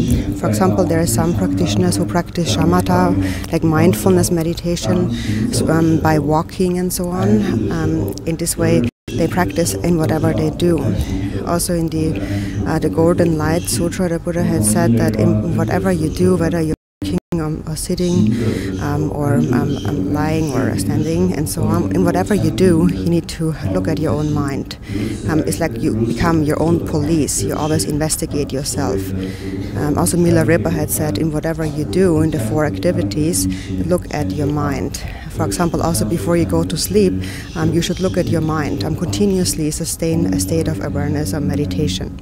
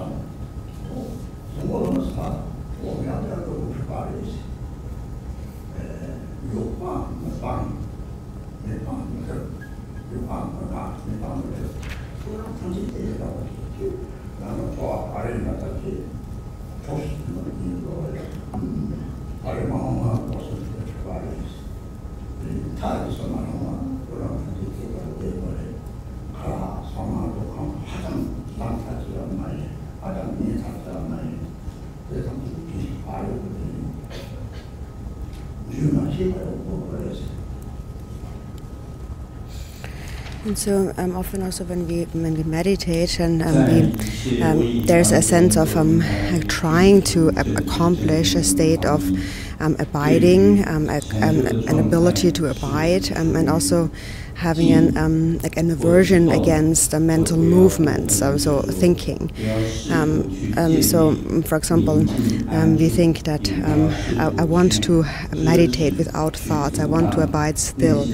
Actually, that is a fixation in the mind. And even if you abide still, you might be very content with that and think, oh, now I'm abiding. And that actually also is a fixation in your mind. And then even if you abide, all kinds of meditative experiences might arise, and then you become attached to them. And on the other hand, you should also not reject thoughts. I'm thinking that I don't want those thoughts. So there is always actually some subtle notions of attachment to the abiding state and the aversion to the agitated state. So just let it be as it is, with a sense of if I abide, and if not, I don't. But what if thoughts arise, that is fine, but then you recognize them and you don't follow them. So the point of meditation is not to be only free of thoughts, but the point is that thoughts cannot affect you. Even if there's thoughts, they cannot affect you in any way. So when you recognize them with awareness, then they will dissolve just like a wave in water. So this is how they must become liberated. So it says here in the text, at all times you should recognize. So in whatever you do, you're sitting, you're sleeping, walking, and so on. In any kind of circumstance, when you're very angry, or when you have a lot of desire, or you're very happy, or you're very sad, at all times you should recognize those thoughts and not follow those thoughts and emotions of attachment and aversion. For example, in a subtle way, you eat some good food. The first feeling is, oh, that tastes good, and then the next feeling is, due to this attachment, you need it. You think that I want to have it again and again, and that is called clinging. So here you should recognize, although it tastes good, that thought is a confusion, a delusion. So it is that you should not reject what you have, and you should not try to get what you don't have in all your activities. And in your day-to-day living, you should practice contentment, not wanting too much. And the more we want, the more the mind becomes confused. The Buddha said we should not fall into both extremes when we make a living. That is regarding our food, our housing, our living circumstance. It should not be too poor, but also not too luxurious. So basically, what this is to say is that at all times, in whatever you do, you should sustain a state of mindfulness and awareness.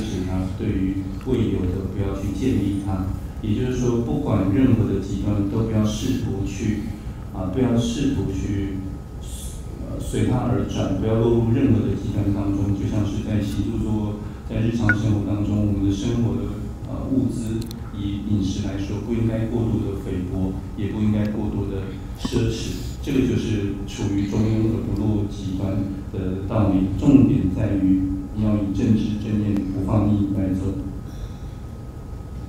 人呢，希望妈妈那个养老有看啥，对吧？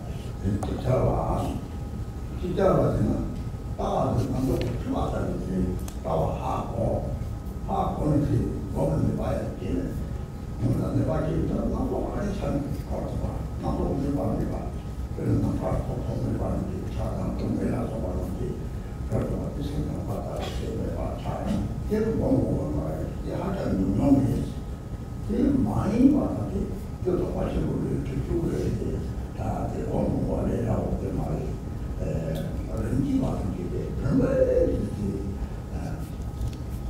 上来你这个光顾的，我们这些光是不让的社会，比方光是不让的社会，道啊、光啊、都把说，人家这个人，好像光不要的，这比什么来说。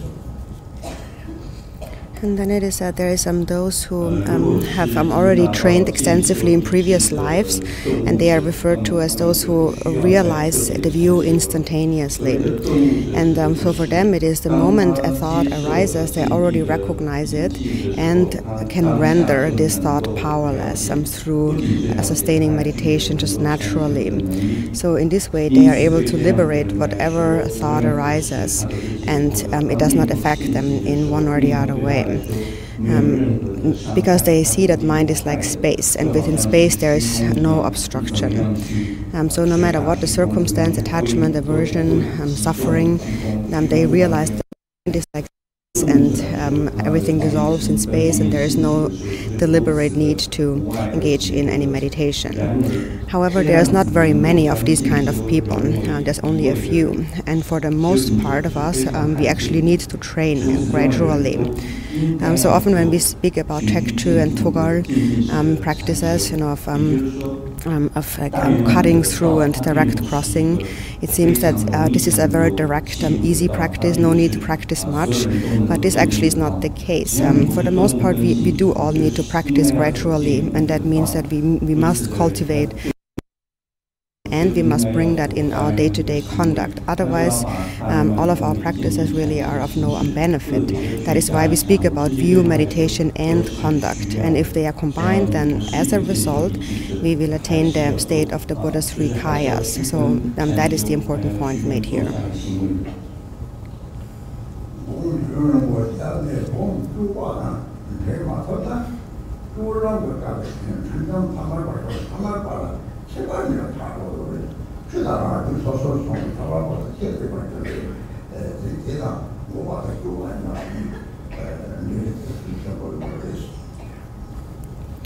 So even if you have meditated and practiced for a long time, if you do not merge this experience into your day-to-day conduct, then even though you have practiced otherwise, you become just like an ordinary person in your day-to-day life. So then there's really no difference between being a Dharma practitioner or not. So the important point is that the meditation and the view must be actually applied in the day-to-day conduct.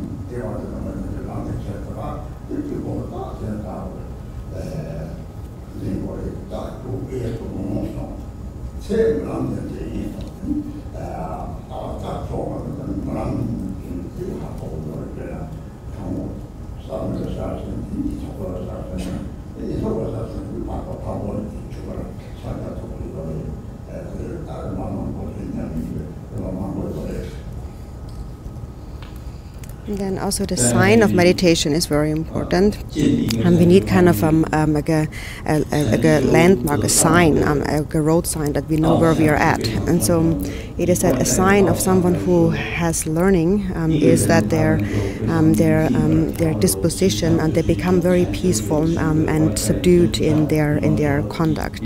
For example, they have practiced, they've learned about the paths of pratimoksha and bodhisattva, and so as a result of that learning, they are respectful towards others, and they are very peaceful and subdued and very gentle in their conduct and can get along with anybody. And then a sign of meditation is an absence of afflictive emotions. That means that one can take afflictive emotions as the path, or happiness and suffering as the path. So these are the signs that we should recognize. Also, a sign of having mastered the view is that we will recognize the dream state, which is called the subtle luminosity. And then if one recognizes the deep sleep luminosity, it is that one will attain enlightenment in the Dharmakaya, in the first paradom. So there's many levels to achieve that.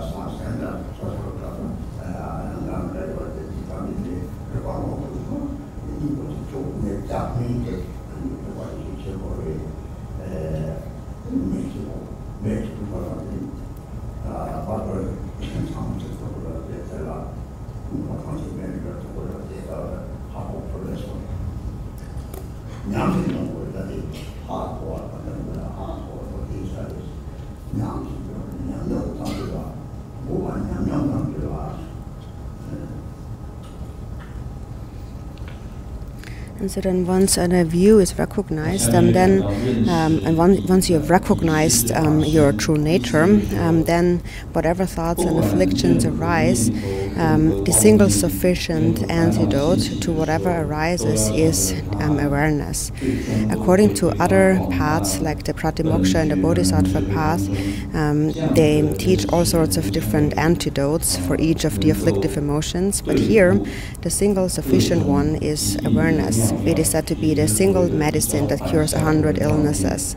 It is like a vast and blazing fire that can turn anything that comes into contact with it into wood. So what this is to say is that it is not sufficient to have a mere understanding, but we must actually gain an experience. So meditation means meditation must be merged with an actual personal experience.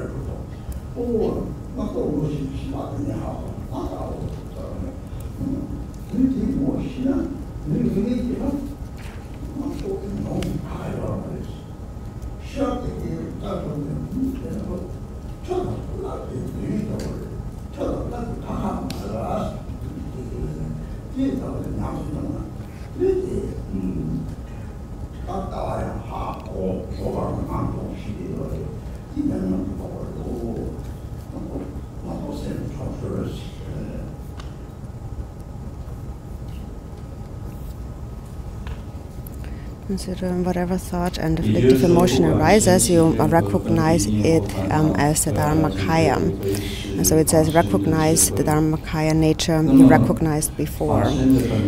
So that is, there is no other Dharmakaya actually than whatever arises within your mind. So Dharmakaya and thoughts or mental arisings actually exist co-emergently, simultaneously. There is no difference between them. They are not separate.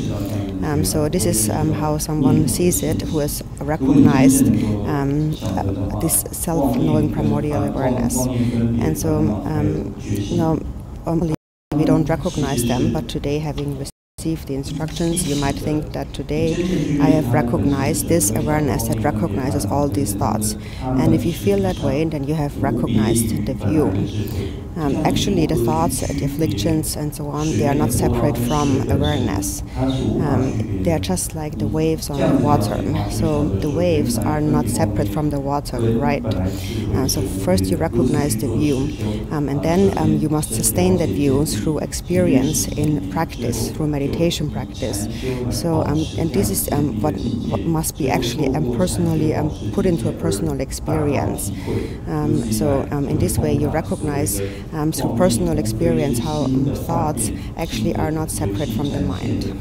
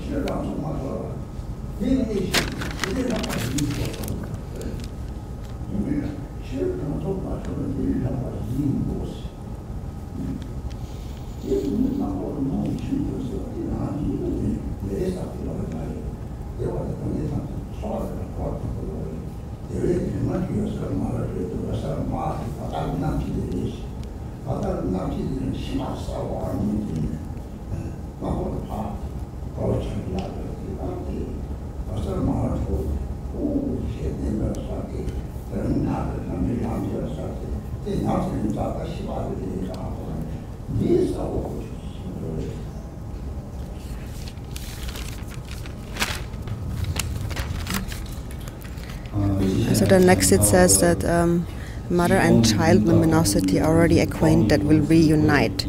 So what's the mother and what's the child luminosity here?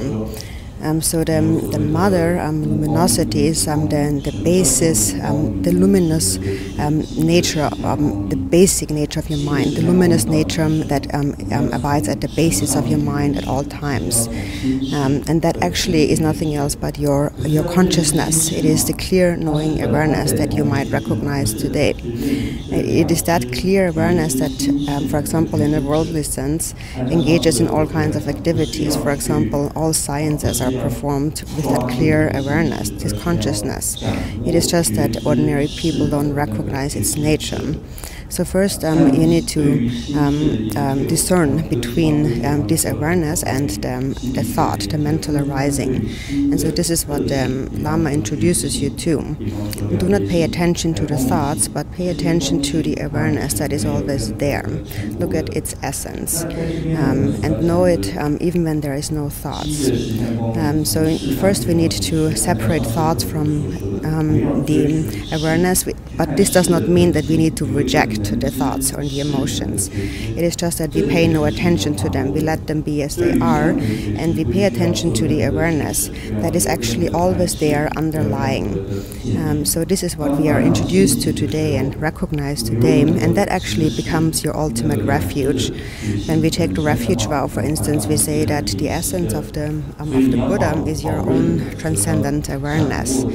So when you recognize this, the nature of this awareness, it is the Buddha. And later, when you actually attain enlightenment, it is still that awareness that has become free of all dualistic grasping. But nothing has changed in the consciousness. That is why we say the mind primordially is the Buddha. So you do not become controlled by thoughts and afflictions, you just let them be. If you become controlled by thoughts and afflictions, you perpetuate dualistic grasping of self and other. Sustain awareness with stability, knowing that things lack duality. Jigme Lingpa also had said, do not lose the seed or the stability of a clear awareness. Aside from that, nothing else needs to be done. So this really is the essence of meditation. Meditation, it means to recognize awareness and then to sustain it with stability. And there's nothing else that needs to be done. If you only sustain it, then all afflictions, all thoughts naturally become a primordial awareness, and naturally you will not accumulate karma. And naturally all feelings of happiness and suffering become liberated on their own. So this mother luminosity is your own consciousness right now, the clear knowing awareness. Then on the path, for as long as we still grasp at the thoughts arising, we become the child luminosity that is on the path. We practice in recognizing those thoughts that arise. And ultimately, when they unite, we recognize that all there is the luminosity that always abides at the basis. So this is the important point to understand about the mother and the child luminosity.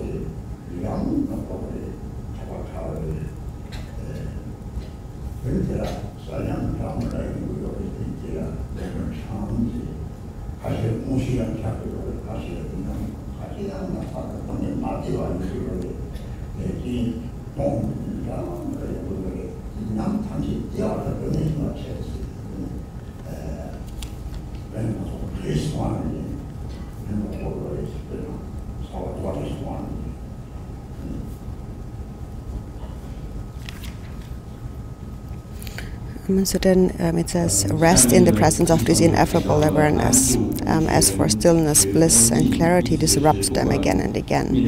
And so whatever thought arises, all that need to be done is to rest, continue to rest within awareness. And so rest within the presence of ineffable awareness.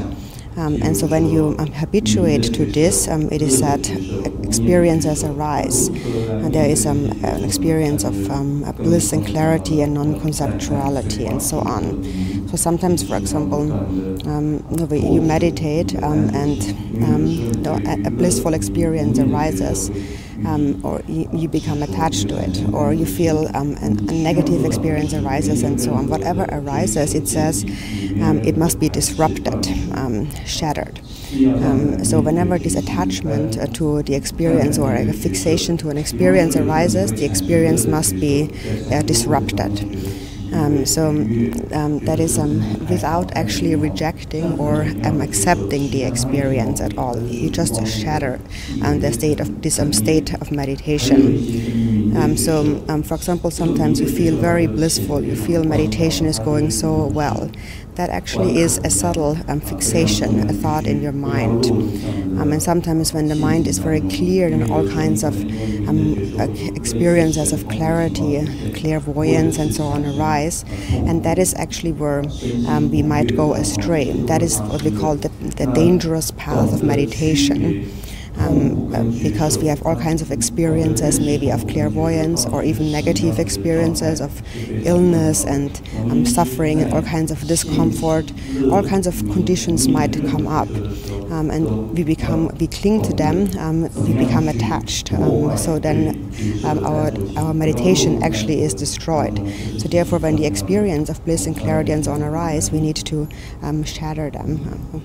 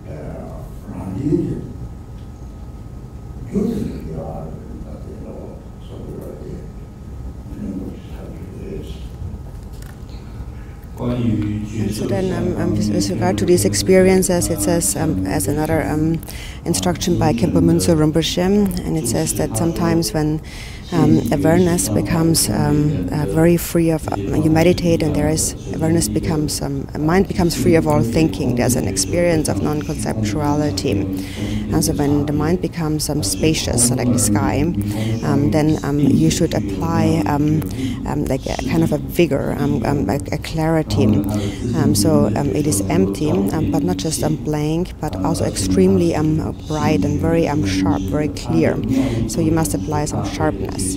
And then also then the nature of the mind is not just empty; it is clear. So this clarity must not fall into the fault of agitation or restlessness of the mind. but it becomes clear but also spacious. And so together they become an all-pervasive state of compassionate activity or energy.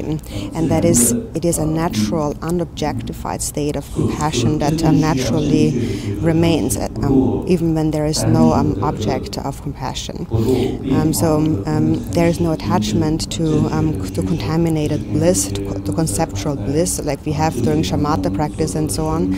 But there is this ongoing natural state of bliss awareness that is all-pervasive. So this is a special instruction by Khenpo Minsun Rinpoche.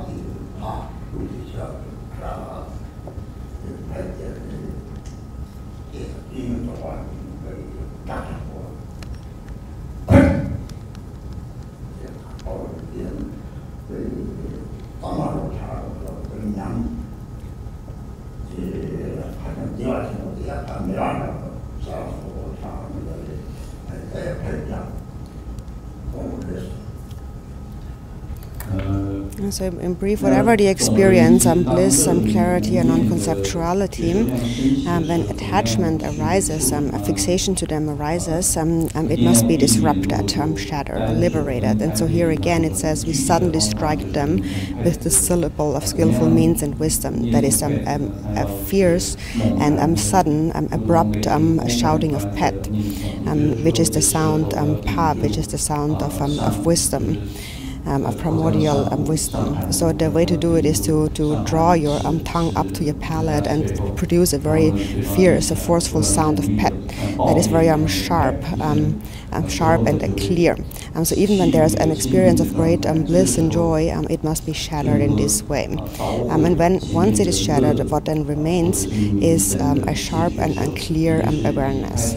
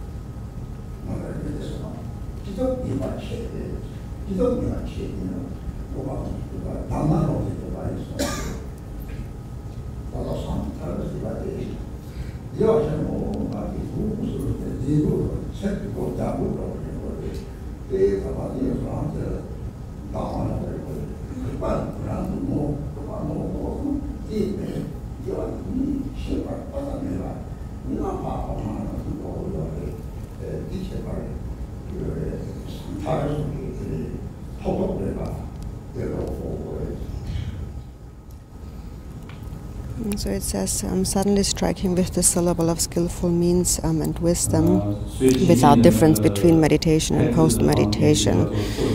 So after we have struck with the syllable pet of skillful means and wisdom, the mind remains very clear and without grasping. Also Milarepa explained the quality of this awareness, and he said that when there is no difference between pleasure and pain, that is the perfect, the ultimate instruction. And so that is actually this penetrating openness that is actually achieved at this time. So for example, normally when you feel that this is very blissful, the state of meditation, then you might always want to meditate because it's very blissful. But then the thing is that whenever the slightest discomfort arises, you will develop an aversion to it. But someone who has actually realized the essence of awareness, to them there is really no difference between pleasure and pain or happiness and suffering. It all becomes the same. So that is really what is meant with this penetrating openness and this penetrating open awareness, where there is really no more distinction. Everything is penetrated by it equally.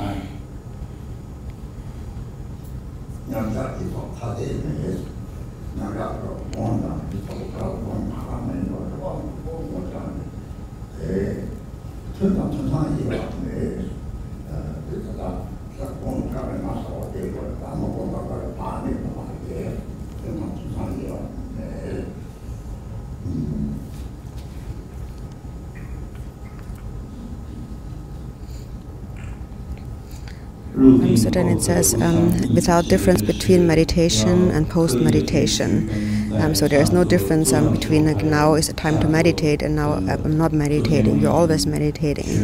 And without a division between sessions and in between sessions is that it's not that now there is session, now the mind is clear, and now I'm not in sessions, now I can be careless and do whatever I wish.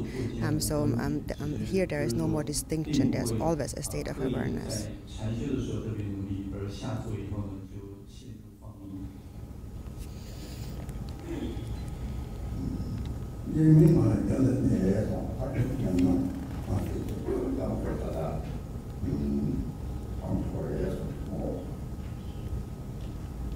And then continuously abide within this indivisible state.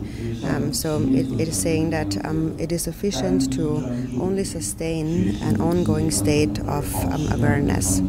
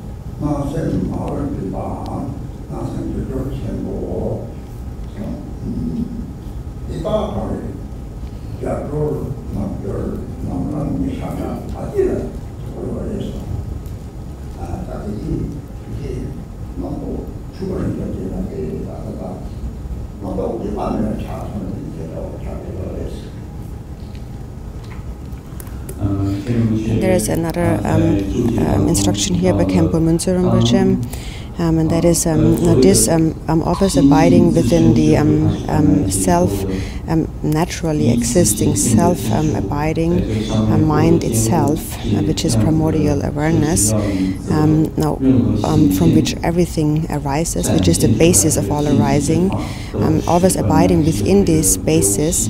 Whatever arises, whatever might appear, all appearances are seen as the natural display of this awareness itself.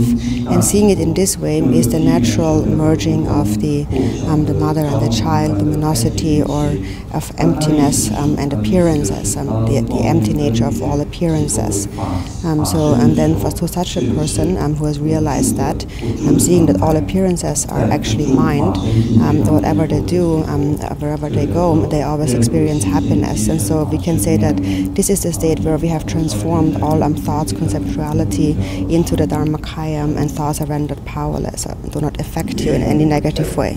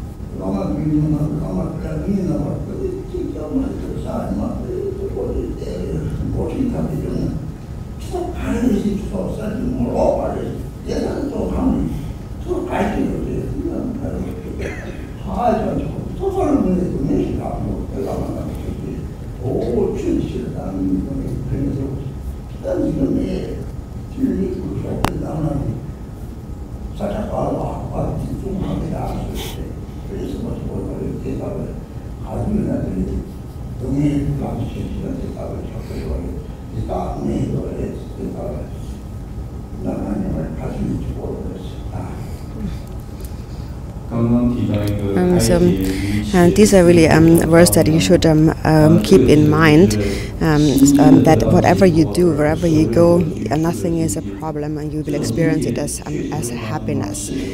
So many of you might understand this point, and those of you who are experiencing meditation. So you can see for yourself whether or not you actually have now achieved that kind of measure of meditation. Basically, the measure is that nothing is a problem in whatever situation you're in, and this is really how it becomes. For example, I myself, when I was in prison for a long time, together with the old lamas, we never really suffered. So, for example, on Sunday we would always enjoy ourselves and joke around and have fun, and often the officials would come and say, "What are you doing here? Like, why are you laughing? Don't you know where you are? This is a prison. You're not supposed to be happy." But actually, the truth is, due to the blessings of the Guru, I really always felt happy. And then I really felt that this is really the kindness of the Dharma. This is how the Dharma really benefits. And often in the morning when I woke up in prison, I totally didn't know where I am. I felt like, where am I? And then I realized, oh, I'm in prison. So this is how happy I was at all times. And this is how it becomes if you know how to take suffering or difficulties as the path. So that is a sign that in whatever you do, in any circumstance, nothing is a problem. You're always happy.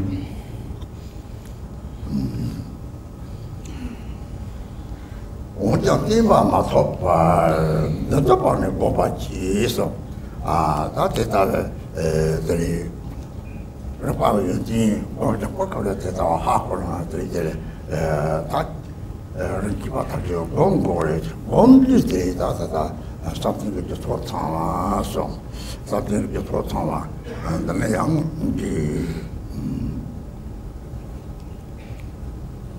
Not even something or getting what said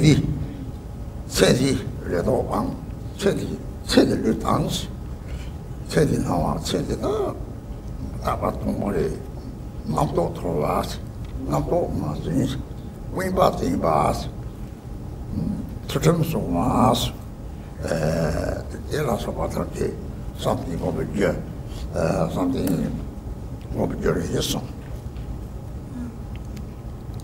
And so it says, until this ability is attained, it is important to meditate. So for all of those who gradually realize, they need to train gradually and continue to make an effort in meditation until stability and awareness is attained. And so until then, it is said one should hold distinct meditation sessions. Then there's another side note here by the master Tempe Nima, and so he says that he mentions various causes that are conducive for developing meditation, and so one of them is you have to give up concerns for this life, and you should reflect upon impermanence and emptiness. You should let go of various thoughts and feelings in your mind. Don't hold on to anything. Rely on an isolated place, observe morality, and so forth.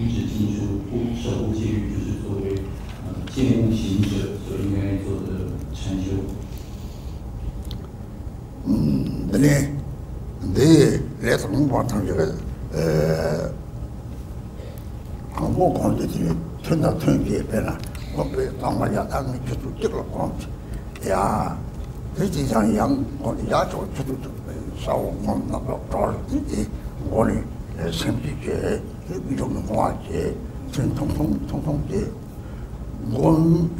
going Tong, or bring my body, then what 2 more days of jail, later we got it one.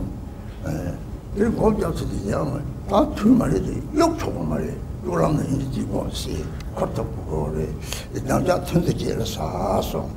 The power that the children brought up your social with the same with the dinner.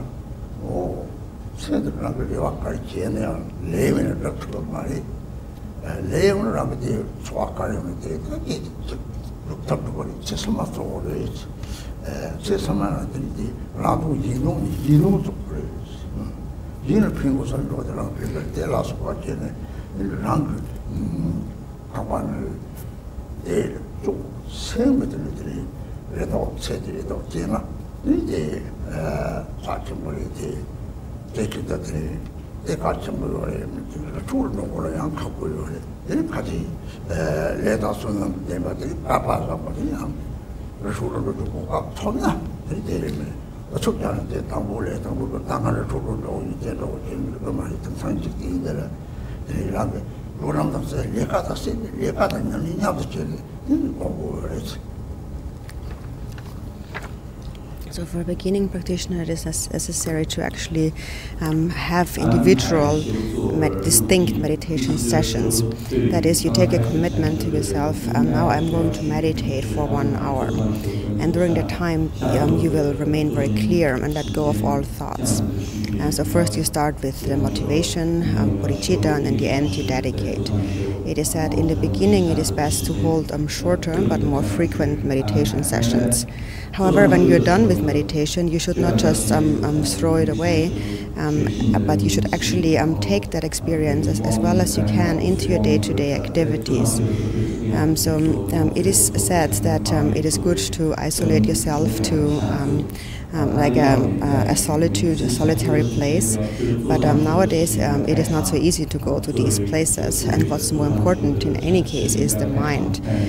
So that is, in your mind, for example, do not have many hopes, because if you do not have the karma, then things will not be accomplished, even if there is hope, and if you do have the karma, then things will be accomplished naturally. Then between this life and future lives, you should consider future lives as more important. Between the purpose of yourself and others, the purpose of others is more important. And actually that is based on knowing that an altruistic intention is really to your own greatest benefit. So you can stay in your home and practice there, because the mind is most important. Cut through the hopes and the fears and the concerns of this life. That is most important. It is difficult nowadays to go to an isolated mountain retreat. So of course, if you have the karmic fortune and the opportunity to go, then that is excellent.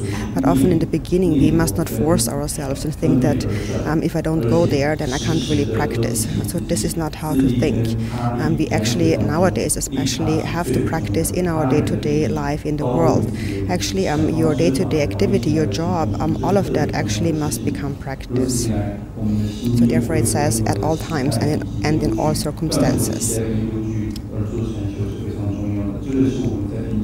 即使不去山间闭关，也可以做得到的事情。否则的话，有些人认为他非得到阿兰若在官房里面才能够修持做上修，这是很不切实际的事情。因为你要能够做山居的闭关修持，是要有过去的业力、缘分跟福德的，并不是随便你想要这样子做就可以去做的。这样子做是这样子想是不切实际的，所以应该试着把自己的日常生活、自己的工作跟实修结合在一起，如此去做禅修的。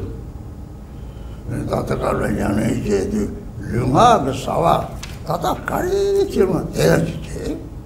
샘도 그지 세서마 나고 나고래. 샘도 가지는데 대시 속서는 중국들이 샘 속어들 르마냐 요거들이 내주지나 샘도 가지고 이에 피고 산이 로드 그러는 편도 없지. 대하고 버려. 이는 피고서 로드라는 배가 없지. 제가 이는 피고서 로드를 다른 것들은 로드 유무와 모사 촉고 제 가리나 되니 대 하고는 또 오고 요람 타지. 제 시성자는 이 로지랑 잡에 송말이 가독 개왕 편은 코가 뻥 누기서 말이야. 남도 라사 도나 남도랑 사토는 코바밤 아주 개한편을 속이 무슨 에테들 양이시나 무슨 말에 배워서 말이 너도 꼴바를 싶었단 말이지. 오 사지사적도 마다 일을 동대는 통보스는 도와다고 로드를 받아도 로드나 칸이 기체에 만나서 딱딱보란 게 기체에 카드 쏘는 거고 공 세부생기를 피고 와서 얘가 다다 가려는 게 되고 새끼 쏘도살을 기도를 내가 왜 속잡고 세상을 통장 오늘 내가 커서 세상을 막 세상이 고소 대학을 되어서 당하는 뭐냐 이런 걸 내가 가르치고는 내가 다다는 지체나 어떻게 얘기를 안 이것들이 이거는 저쪽으로 이제 또 로도 꼬와를 집에 담아 잡동 총호대 집에다가 리더 선물을 담고 요래 소설주의 상속성 계산을 좀 당시에 가까운 상황을 살려도 그래 밀집 주는 것이든 뭐지 좀 담고 냐와라고 요래 나도 그러고서 나를 잡고 그래서 하고서 sana sentiktiğinde nan sanımcıktığında 리집에 나기 생기데 생기베 가자지 세나 차 타와요에 갈아서 생기 피고 벗어니스나 예 총홀로 요래 대답이 잡고 저거 대시바 나 사대시바 뜻이냐가 뭐나 대답 대시바요 예 다대답을 대답을 세지사와다 냠디냠이 대답아 대로고 제네들이 대사냥이 답대고 요래. And so the way we should practice in our life is that with our in our activities of body and speech, you should continue to do what you have been doing so far. And what is more important to pay attention to is actually the mind. So with your mind, you are more concerned about future lives. So the body and the speech are more like the servants. The mind is most important. And so what is the mind supposed to do then? The mind must cultivate a wish to benefit others. And actually, that aspiration is your own greatest benefit. And so through this aspiration, naturally, only through wishing to benefit others, all thoughts and negative emotions will naturally dissolve. So this is how you should apply practice in your day-to-day activities. Also, Longchen Ramcham had said that if you practice virtue in whatever you do, then there is no need to abandon worldly or samsaric life. If you practice virtue in whatever you do, there is no need to rely on a mountain hermitage. And so practicing virtue in whatever you do means that you are able to liberate all thoughts and afflictions in their natural state. Or Milarepa had said, there is the instruction of walking, becoming circumambulation. For example, when you go around outside, think that in the center there's all the Buddhas and the Bodhisattvas, as it is also taught in the Sri Heap Sutra, that you drive around in your car and you recite, for example, the Mani mantra or the refuge prayer. You just keep your mouth moving with recitations, and in your mind you wish to benefit sentient beings. So you continue what you have been doing so far. Or for example, when you come across a place where sentient beings are being killed, then you think that you remember karma and also make your prayers that may these beings be born in Deva Chen. So in this way, whatever you do, even your worldly activities naturally become Dharma practice. Walking around, moving around becomes circumambulation. Eating and drinking, Milarepa said, becomes a feast offering. For example, your body consists of many millions of different bacteria, different life forms that are connected to you. And so if you cultivate bodhicitta, then they all become the deity, all those millions of life forms. But also if you become afflicted and you fall into hell, then actually you take them all with you. Then all those beings and the bacteria also go to hell. So that is also according to the view of Vajrayana, where we say that you need to understand your own body as the mandala of the deity. So the outer example is the entire universe. Your own body is the microcosm of the universe. And on the inner level, your mind is the microcosm of all the minds of all sentient beings. So therefore, within the body and mind of one person, the entire universe and all beings are actually contained. So whenever you eat food, for example, think that may this benefit sentient beings. Then it becomes actually a feast offering.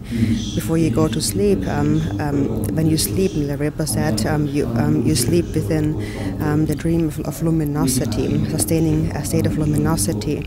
So that is, as you fall asleep, sustain a state of mindfulness and awareness. And so in this way, in the beginning especially, it is good to continue your day-to-day activities as you have been doing so far, and actually make them your practice. And in this way, actually, practice becomes rather easy.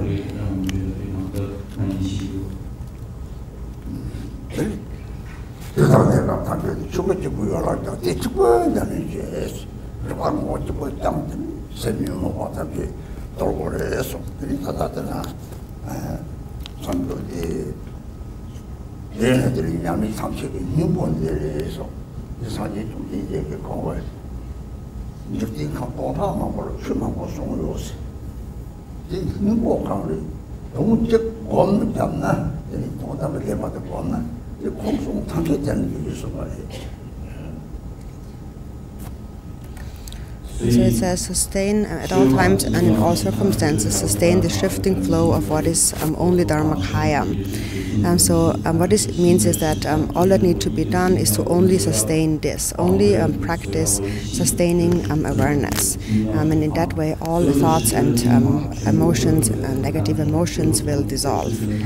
So that is the essence of all practice. Also, the Buddha himself had said, I taught the Dharma in 1,000 different world systems extensively, but the essence, if you meditate only on the essence, which is the ultimate truth, if you habituate only the essence, then it is like practicing all of the Buddha's teachings simultaneously.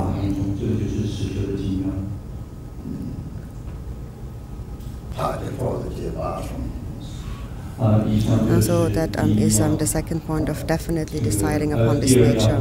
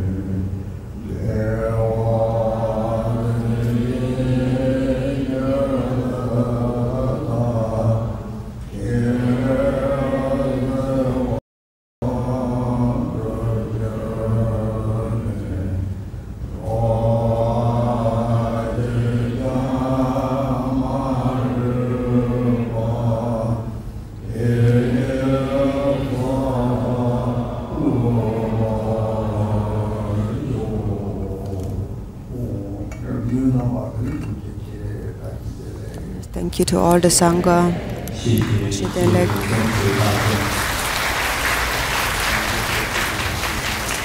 大众齐齐，恭送仁波切。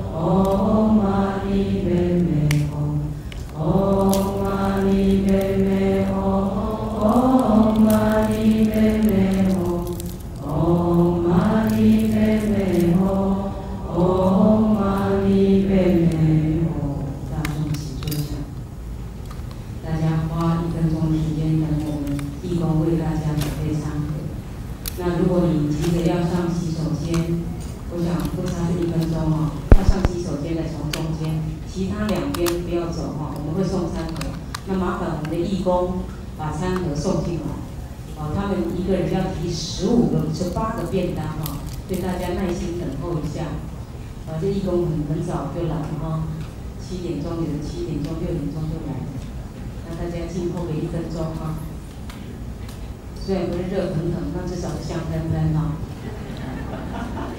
因为他们要做1000多个，真的不容易哈。我们分2家餐厅做的，那些餐厅的也辛苦。所以各位拿到这个便当、这个餐盒的时候，你看是多少1元？800个便当加另外一家400个便当，这个1元真的是。所以各位拿到这个餐盒是多少人的1元？包括义工帮你发餐盒。没有这么多1元，我们吃不到这个餐盒。你可能看这个餐盒不到100块，可是它有多少1元？所以其实它是蛮沉重的哈。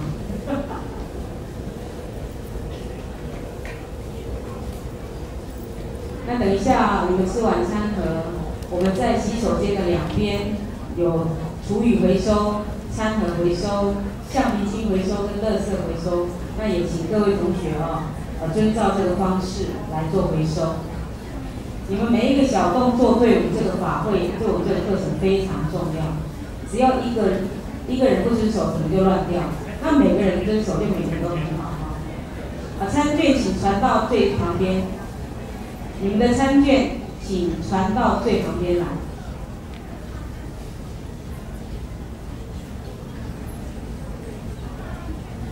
如果你早上忘了领餐券，然后你真的想用餐，没有关系，你就拿吧。我们准备的分量够的哈。餐券传过去哈。现在是你们的手工作哈，不是你们的嘴巴工作哈。你们要留一点工作给手哈。那个义工也不用说话，我已经在指挥了。义工只要传便当跟收餐券。餐